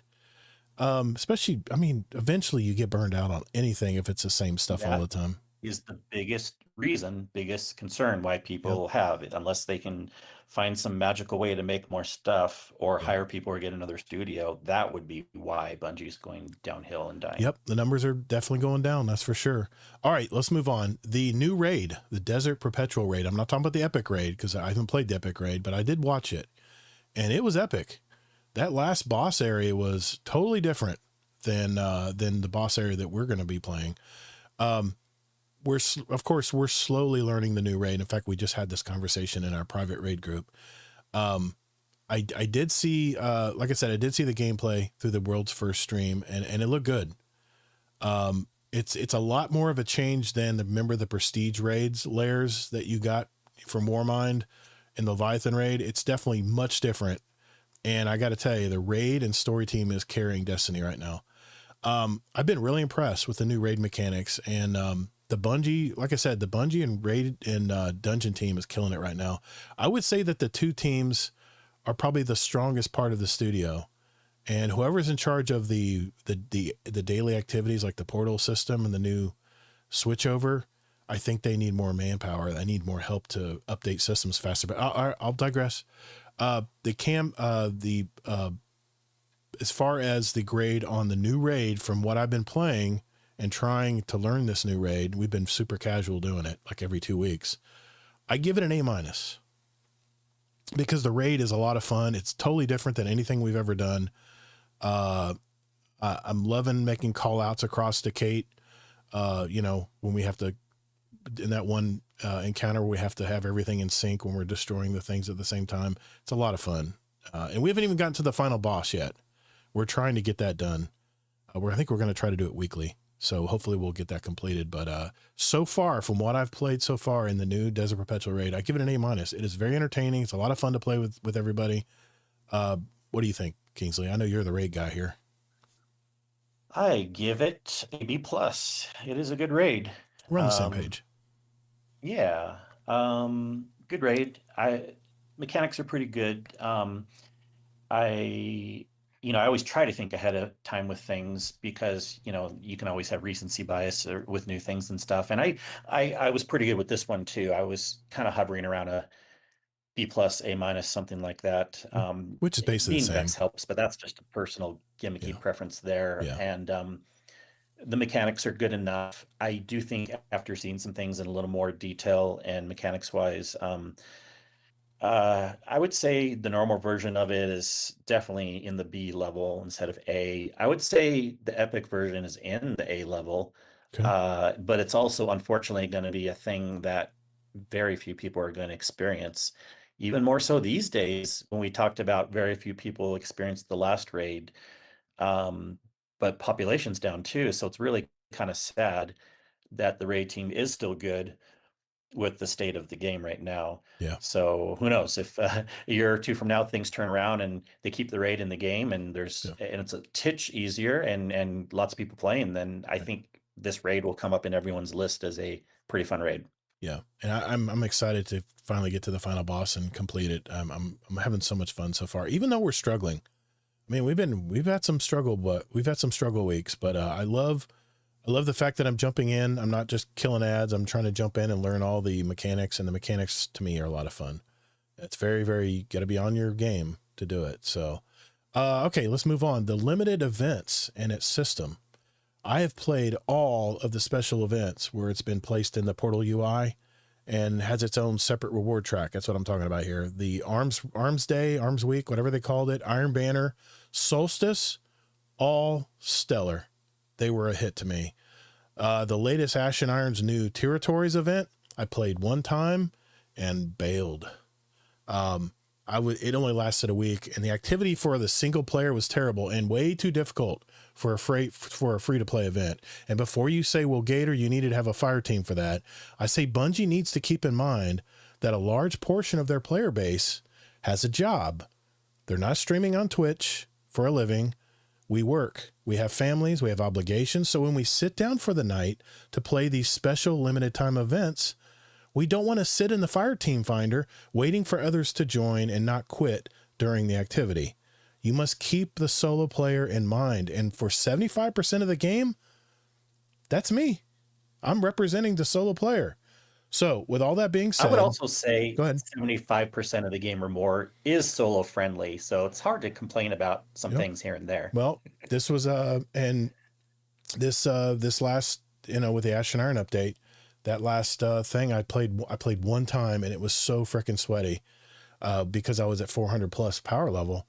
And but with all that being said, I think the special events are a win. It creates weekly participation as long as it's not for a single type of player only, like I just mentioned. In fact, the new 6-player activity coming in October for the Festival of the Lost, it has me worried that I won't have the time to grind the event. Count that for your grade. I know. I'm just mentioning it as an aside. But I'm really worried that I might not have time to grind that event if I have to find a capable fire team to run it. You don't have to, it'll be auto match mate. You don't have to find anyone. I know. Yeah. I like the Haunted Lost Sectors for 2 reasons. They were quick activities that gave me great rewards. You could farm them, and I could play them solo whenever I wanted. And I know everybody's getting tired of the solo Lost Sectors, but if the new Halloween event is not suitable for solo players, I'm really curious how much participation they're going to get for it, but we'll see. And that's an aside. It'll be suitable. Not affects my grade. grade. Whether you like the activity or not, it's a fair question, but it'll be auto match made, easy to get in, and then we get to judge on do we like the activity or not. And we'll talk about that, how we like it or dislike it. Again, the special events are usually fun. They're easily attainable in a week's time. And for that reason, I give the special events system a B+, because it is engaging. It gets my attention for the week. It's something to do for the week. I just wish they would do them every 2 weeks. Something would rotate every 2 weeks. That way we only have one dead week to go finish title stuff or to run and do anything else. So B+ for me on the event system that they have. Okay. And yeah, and then again for the record honor, we'll disregard the talk about Halloween event because that's can't be judged in the system yet. But I didn't affect my grade. We'll see. yeah, okay. I give it a C minus for sure. We're pretty much on The the same soul page. is gone on a lot of these events because they're just in the boring portal system. Yeah. Everything seems homogenized. A lot of times the events are too short. There's very rarely an activity. It's just having you do the stuff that's already in the game. And if there is an activity, it's super boring. Right. So yeah, the Okay. events are not so much for me. I mean, I give it a C minus. C minus. Okay. Yeah. You're a little more critical of it. That's fine. I was a little more optimistic toward it, but I'm the Destiny shield here. So, self-titled. So I'm going to go a little bit higher on that grade because I do like that system. I do like the way they did that. The Iron Banner event was so much fun. All I had to do was just complete games, and the games I had to complete, 26 games, was not asking too much to get the titles done. I thought it was perfectly balanced for that, and of course the loot, not the weapons. The weapons suck shit, but the gear, the actual armor was fantastic, and I loved it. All right, let's talk about the reward system. The actual rewards, the rewards from the game itself. I love Not the system, the items, right? Yes. Okay. I love the new tiered loot system that Bungie's created. I love even more that I can get these high tier weapons and armor through a predictable track. In other words, I know what I have to do to get to that level. I just need to invest the time into the game. And if you want a shortcut to these higher tier rewards via high skill activity like in-game stuff, then I think that is fantastic as well. However, I think the new tiered system needs to expand to exotic weapons and armor as well as some past favorite, as all some like featured past legendary gear. I think would be a good idea. If this is the new system, then they have to offer some past things in the pool so we can continue to grind for them. I mean, I love the reward system, but I hate that it is limited to a small amount of stuff. I mean, hopefully this pool will continue to grow, but for now, I got to give the reward system a grade of D+. Okay, sorry. So we are talking about system, not the It items. is, yeah, the reward system, the new armor 2.0, the new weapon 2.0s, the rewards. Oh, well, while we play. I give it a B, because we knew, again, coming in that we can't have that many things in it yet. Right. So I know they will be adding more. And then as far as the actual system of what it does, the tier is a little bit better than I even expected. It doesn't make it that much more interesting for me when I get a weapon. I get like 25% more excited now when I get a weapon drop, but that's still good news for me because I'm usually not super excited about that type of stuff. So I was pleasantly surprised with it, and I give it a solid B. I'm not a huge fan of the tiered weapon system. I love the tiered armor. I love that. I love both. Yeah. The reason I don't like the tiered weapon system is it's still RNG. You can get a tier 5 weapon and not like any of the perks that are on it. The odds of that happening are low, yes, but I still am standing by my guns that they should just bring back weapon crafting and let us make our own damn weapons. And if it's tier 5, then it unlocks that last, let it unlock enhanced perks for barrels and magazines like it does now. Hopefully they'll bring that in Destiny 3. Yeah. Well, we're going to talk about Destiny 3 too. We're not getting out of here without talking about that too. But anyway, all right. I'll bring it up to a C minus. You don't have to bring it up. No, because I'm actually thinking about it here. And the tiered armor is fantastic for me. I love the new tiered armor system. And so that brings it up, yeah. It brings it up. But the tiered weapons, I'm lukewarm on. Granted, most of the tier 5s and 4s I'm getting in weapons have the perks I want, but it would sure be nice to just pick and choose what perks I want. And then there again, it fixes the vault problem because all I have to have is one copy of the weapon. And I just go to the crafting table and add anything I want as the sandbox changes every season, especially in Crucible or in raids or with the new exotic, with the new seasonal, the new seasonal artifacts that come out. You want to use weapons that can tie to that.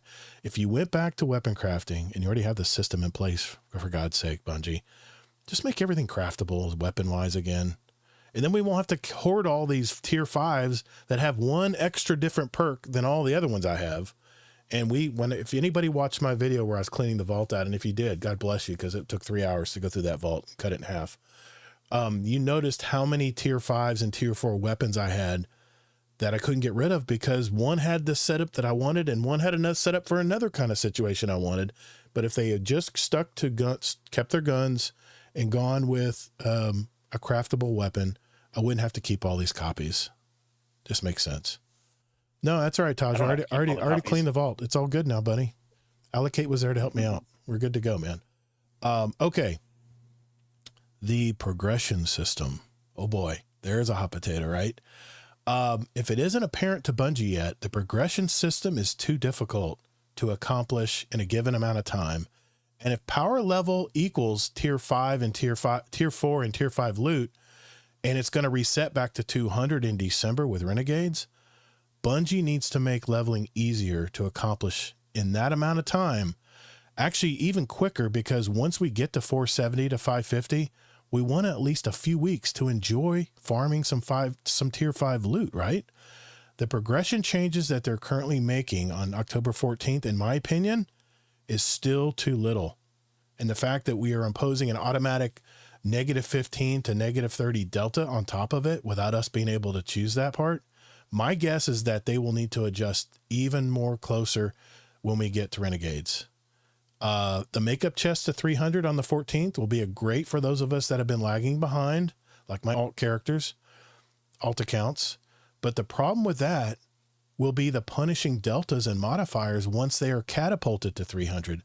The joy for me has been that 10 to 200 grind.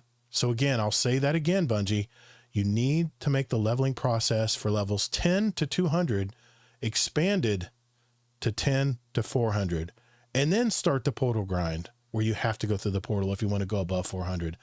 Progression is broken in my opinion, and I give it a solid D-, barely passable to me. It is such a joke getting up to tier 4 and tier 5 loot. I mean, I put a lot of time in. I'm finally at that point where I'm starting to get tier 5s occasionally and tier 4s just about all the time. But man, I'm thinking of all the other people out there that are not even close, that don't want to put that grind in.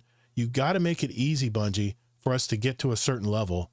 And then for those top tier players that want to go for the super high tier loot, give us a little bit of resistance. But my God, man, the progression system is broken. D-. I'm done. All right. For me, I would give it a rare F, and I don't just throw those around.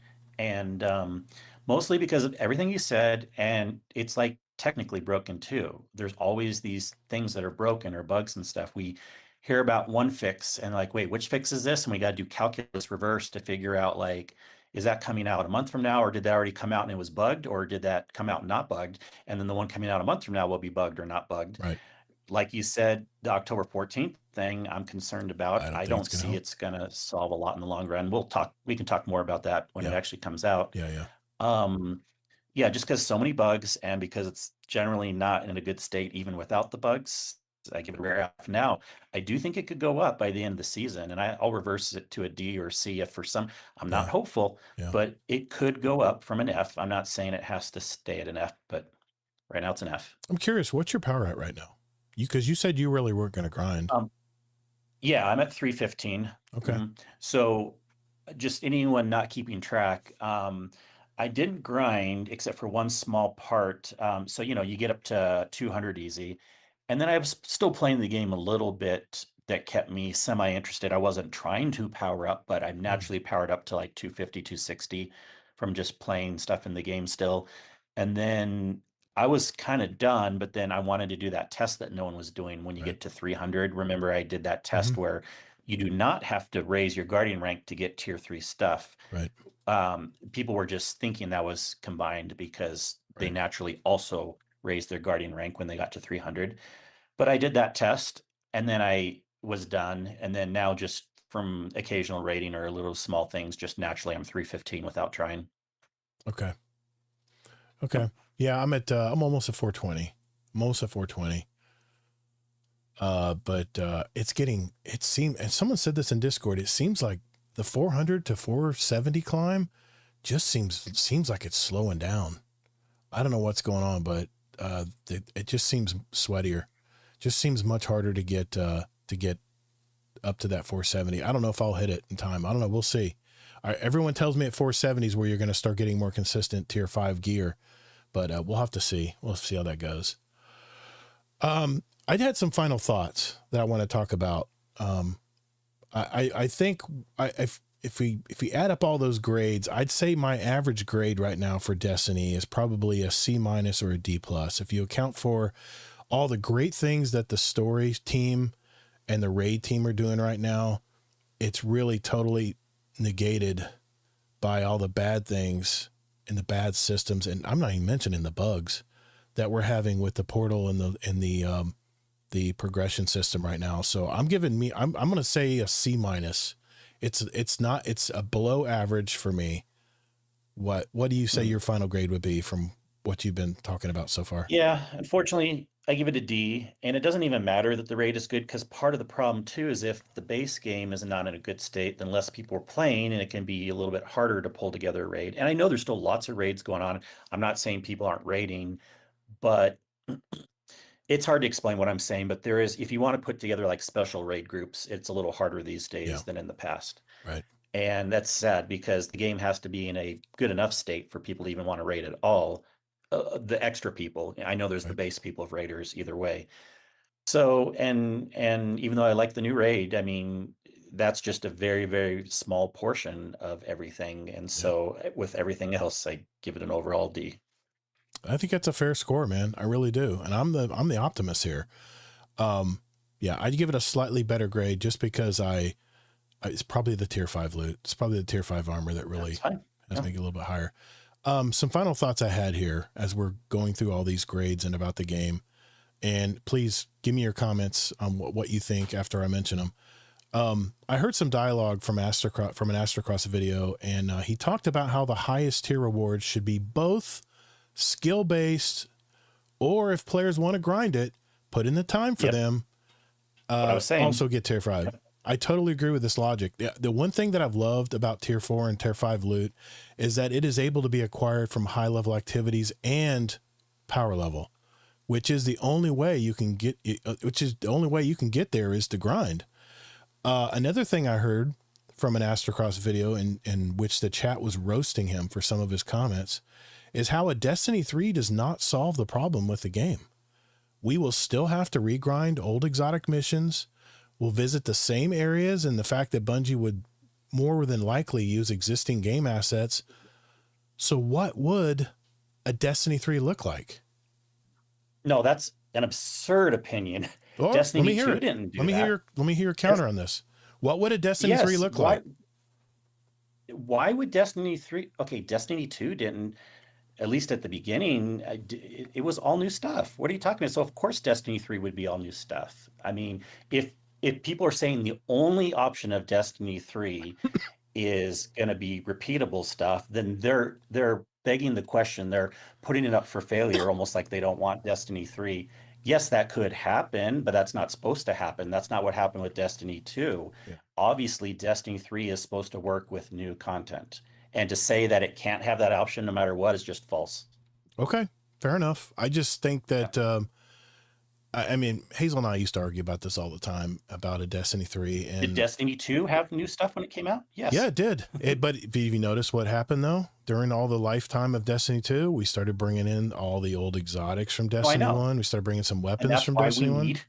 Yeah. That's why we need a Destiny 3 with all new stuff, and only keep it for about 3 to 5 years instead of freaking 8 years. That's the caveat, because I mean, right. Just an aside here, we got a kind of a taste of the new Destiny Rising, the new Destiny Rising mobile game, and it's only reported to hit like $9 million in revenue, which when I first heard that, I was like, that doesn't sound very high for a mobile game. And the fact that NetEase invested almost $100 million or over $100 million in this game, it's going to be a long time before they even break even on this game. I mean, I've heard that similar mobile games like, all right, I'll say it right, Diablo, made 4 times Yeah, that revenue. Diablo. Yeah, they made 4 times that revenue in the same amount of time. So again, I'll ask if all these new aspects of Destiny Rising are adding a lot of things that probably a Destiny 3 would add in their game, what would it look like? Because I was really impressed with what Destiny Rising created in their game, but it seems like with all that, players are still not engaging as much as when I thought they would. I thought people would be, especially Destiny players, I thought they'd be jumping all into this game. That's a silly argument too, because there's still probably like 100 times more people playing that than playing Destiny 2 right now. But So brass tacks, they're only making $9 million so far in the first 21 days. That's pathetic. I don't care what they're making so far. Yeah, but if they keep a lot of people playing, that'll be more importantly. Well, so it doesn't matter how many people are playing, because again, we didn't have a Destiny mobile game when it went from Destiny 1 to Destiny 2. So again, Destiny 3 can be all new content and should be, just like any new game. If Ghost of Yotai, there's no way they would have made Ghost of Tsushima just all the same stuff again. Obviously, you do new content. That's the default assumption. It's absurd to think a Destiny 3 would have repeatable stuff. Yeah. Okay, on that logic, let's say that Destiny 3 opened on a new planet with an all-new storyline, some memorable characters that we know from the original game, and then a whole new system of how to level up. Didn't we just get that?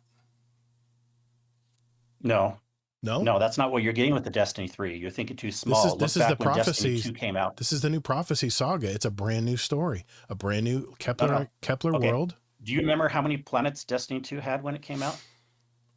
5, but you opened them up as you played. I love that part too, by the way. And you're comparing that to Edge of Fate? Okay, you got a good point there. It was only one new place.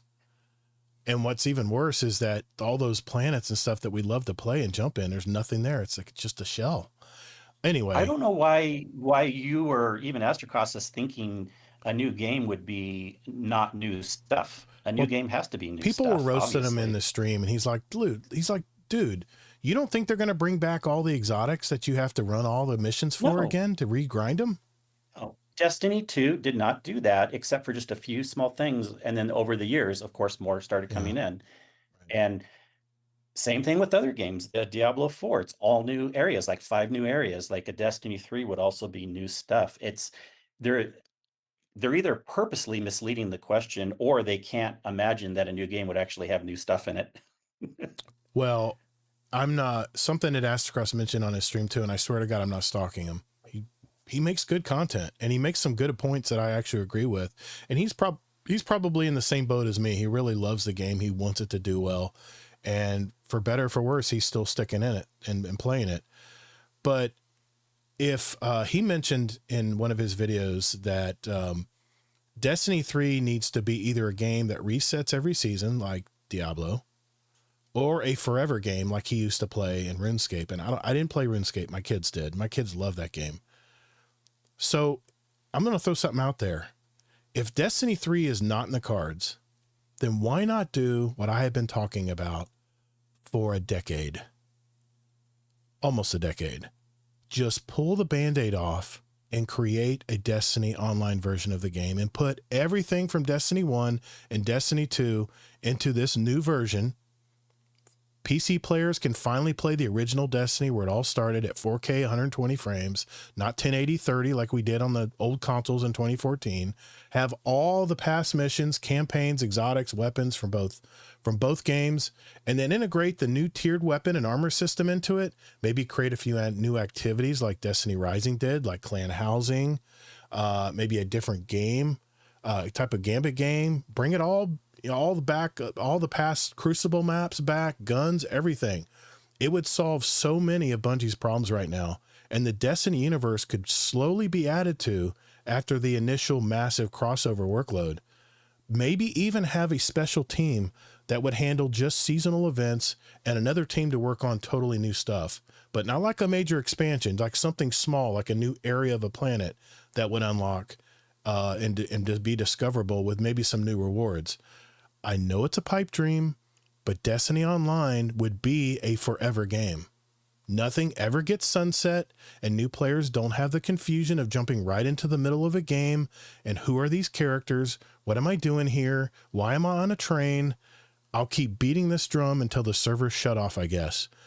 But why not? This would be the time to do it. They have all the assets. They don't have to redo any of the artwork. It's already in their asset, already in their vault. Why not start working on the total Destiny story, the total Destiny universe, and have Destiny Online? Why not? Because they can't.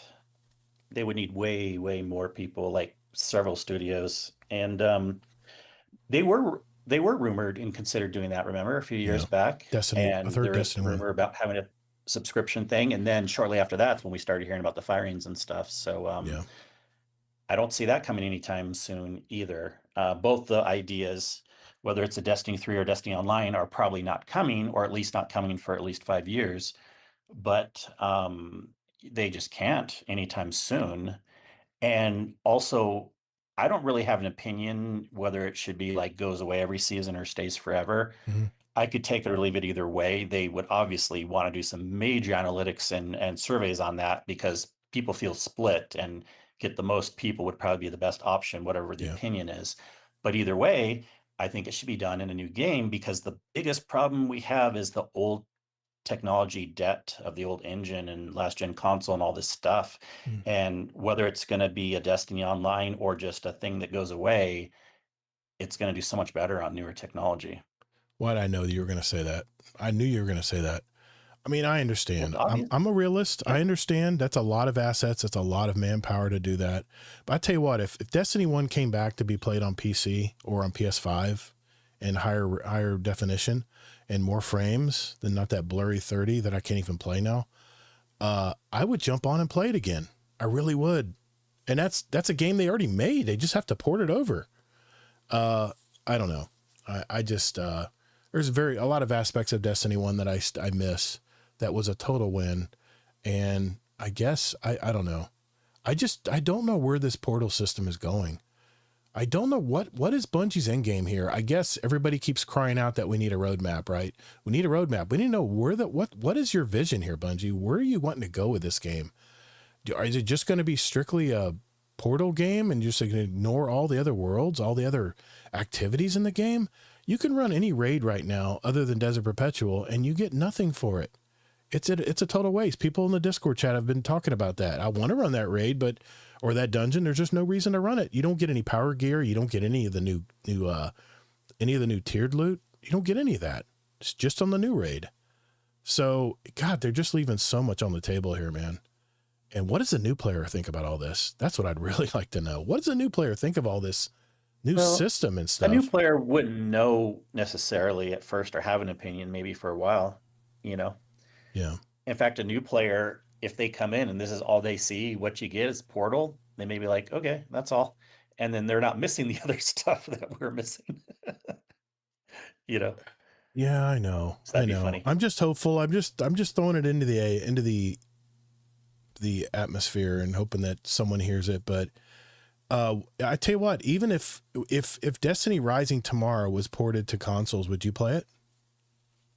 Is it just because it's a whole new campaign, lots of fun missions, the ones I played so far?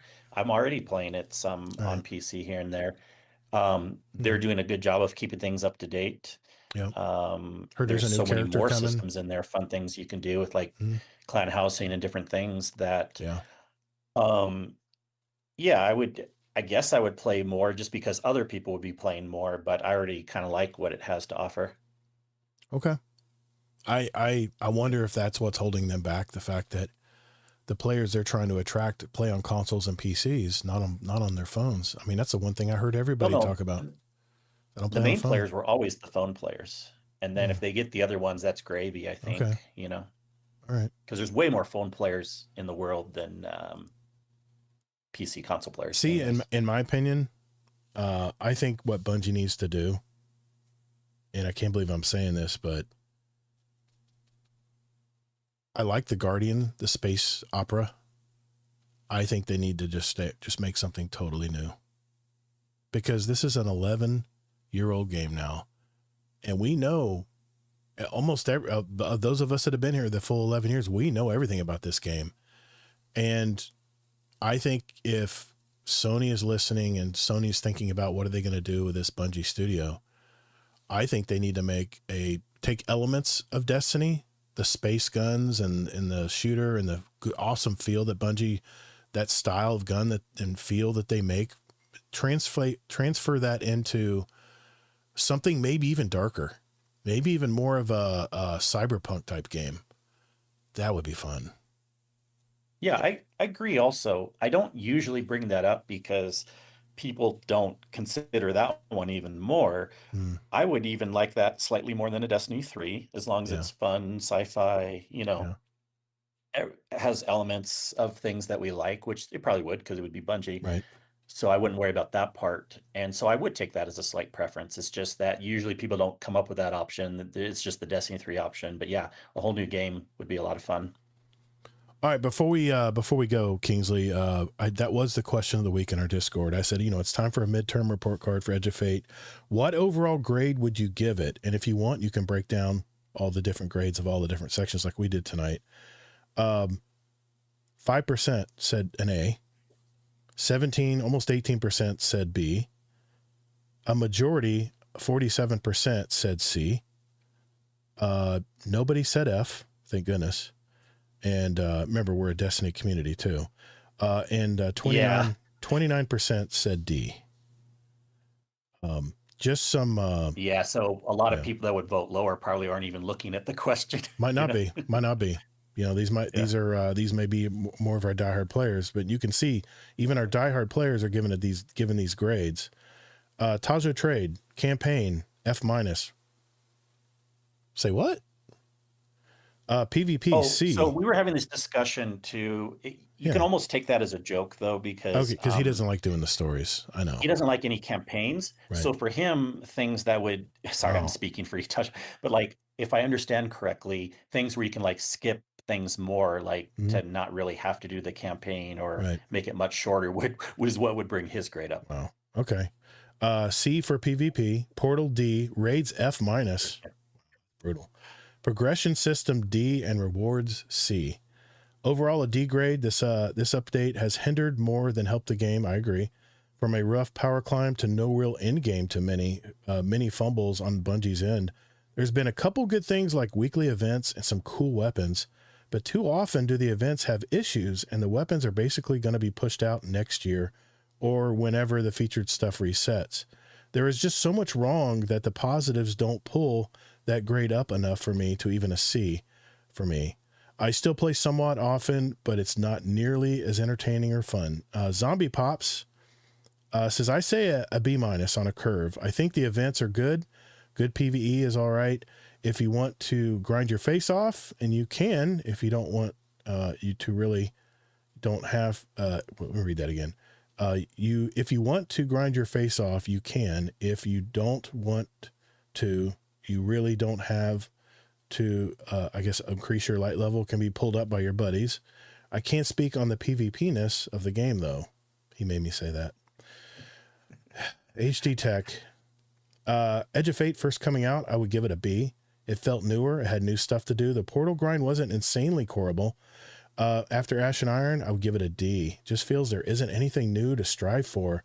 I love the community events we post and do. I will continue to love and do with the community stuff. But as a solo player, it has lost its vibe for me. It's just to grind my free time away. Deadpool 1 Merc. I'm not going to read all this Deadpool. I'll read some of it. Campaign C-, PvP C, Portal D, Raids NA. I haven't done one in a while. Progression system D, rewards D. I felt like the campaign was too focused on Matterspark. It was a cool idea at first, but over time it just became boring, kind of to me. That said, I did enjoy the story. It was really interesting and had me engaged. Also, removing the progress bar from Shaxx was a mistake. I do appreciate that there are more drops in PvP, though. As for trials, I won't even get into that. I think a lot of us agree that there have been some bright spots, like the weekly events. Some of the weapons are solid, but I don't get why certain tier 5 weapons are being outclassed by lower tier ones. It's because of the rolls. They're random. It's a huge issue, just a bit confusing. now about the power climb, it was rough. At one point, I felt like I'd never get past 320, but now I'm at 455. I'm not a fan of the delta scaling in group settings. Not trying to be negative, but it was kind of forces players to run missions at higher difficulty than they may be ready for. I enjoy the challenge, but when you're doing an ultimate run and only start with one revive, damn, I'm not even there yet. It can be frustrating. If a teammate isn't skilled, you lose that revive fast.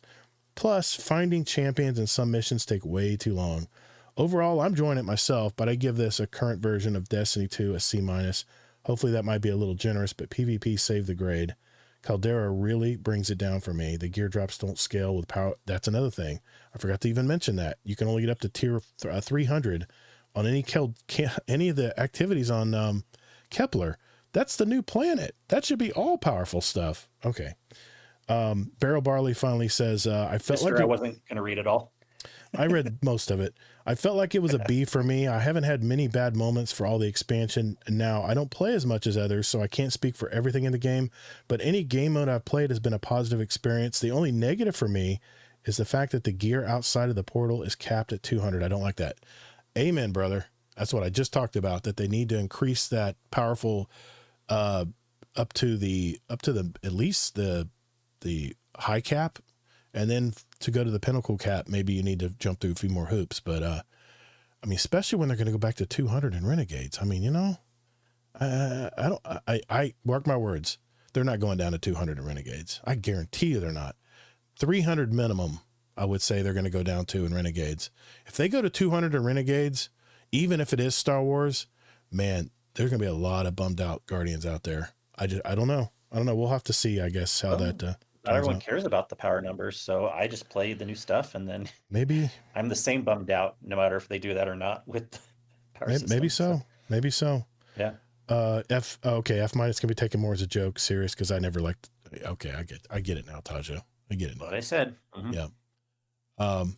Okay, so there we go. There's our grades of the midterm. I guess you can call it the midterm report card for Edge of Fate, Bungie. There you go. There's a lot of people's opinions right there. If you want feedback, there you go. There's your feedback. I think we all had some good points on that. So before we leave tonight, we have questions from our community. So hang in there. We're almost done. All right. I want to pull up, give me a second here. I want to pull up McMaximo's voicemail because I promised him I would play it. I need to pop up the voice, the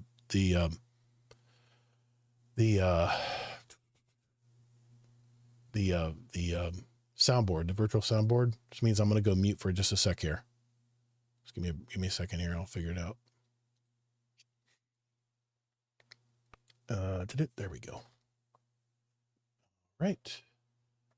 I need to go to this. Sorry, not going to see Windows for a sec. Voice and video. I need to switch this over to the virtual soundboard. There we go. Can you guys hear me? You guys still hear me? I mean, I can still hear you. I don't know about them. Let's see if you can hear this. Just to test the soundboard out real quick here. Shh. Movie review. You hear that? I mean, I did in we do in Discord. I don't know if Twitch can hear it. Yeah, if I can hear it in my headphones, you anybody on Twitch should be able to hear it. Okay. I want to make sure that we get McMaximo's. I promised him I'd play it today. There we go. I got you, buddy. I got it. All right, here we go. We'll start with McMaximo's voicemail, and then I think we got one question in our Discord to answer, and we'll be done tonight. Here we go. 3, 2. All right, boys and girls, this is the final segment of our shows where we get our questions from you guys. And we're going to start off with a voicemail from our buddy McMaximo. Hey guys, McMaximo here. Thought of a fun question for you. Since Gator is a fan of Crucible but hates hand cannons, and Kingsley is not a big fan of Crucible but is okay with hand cannons, if you had to choose, you were forced at gunpoint, hand cannon gunpoint obviously, to choose 2 hand cannons to run in Crucible, what would they be and why? And remember, you only get 1 exotic. Ciao. Okay. I have an answer for this. You got one, Kingsley? You need a second? Kind of. I yeah, I'll try my best. Well, it's easy for me. If I had a choice of 2 hand cannons, the first one would be Hawkmoon because it has a very nice clear sight on it. It's what I hate about hand cannons. They have such a small sight. And I'm old. I need a big red dot sight where I can see through it. But if I had to go with a regular sight, I would say that my second choice would be, I'm looking for it here. I deleted all my exotics. Most of my exotics that weren't powered up. Oh, shoot. Don't have my game open. The one that has radar. That is Cade's hand cannon, the exotic that always has Ace of Spades or something Ace of else? Spades, Ace of Spades. Those would be the 2 that I would use. There's probably a third I could go with, but there you go, McMaximo.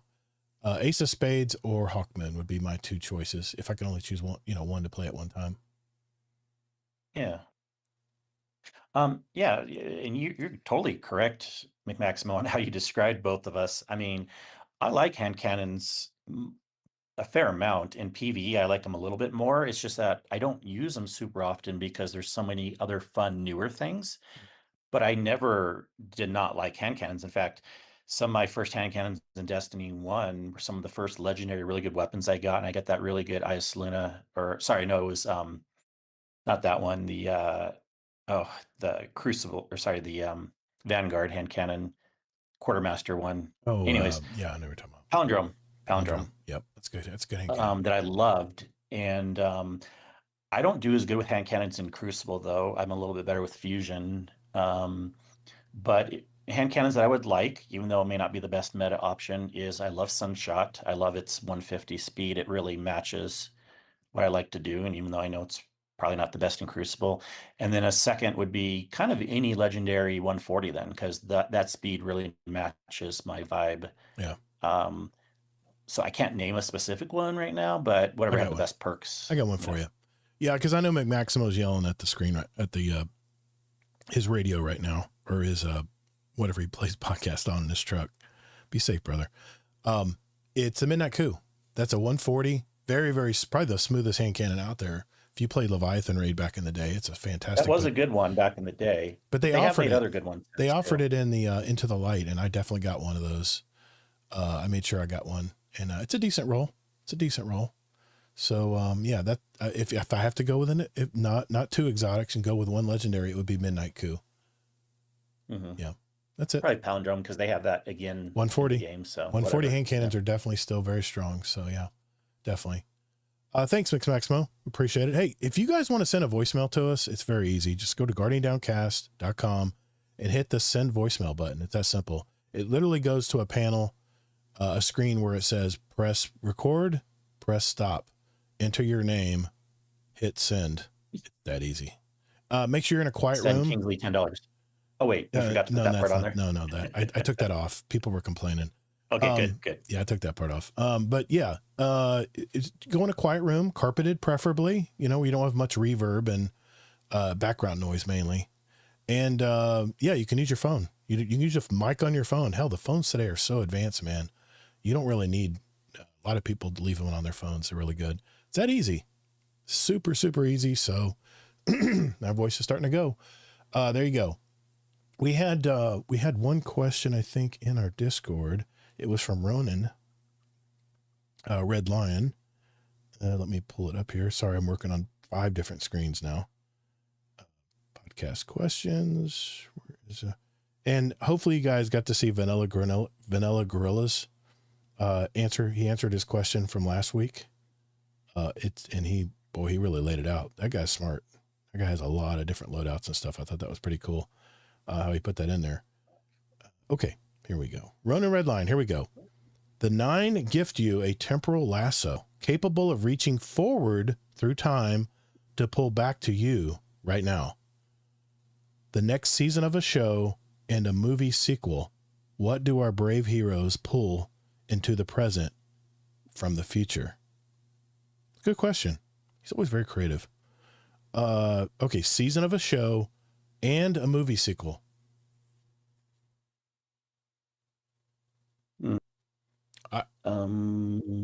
Dexter season, just get it going sooner, and then a movie sequel, I'll just be funny and do. I really liked Violent Night, that Christmas action-packed one. That's So, good. I like that movie. I would love a sequel of That that. would be funny.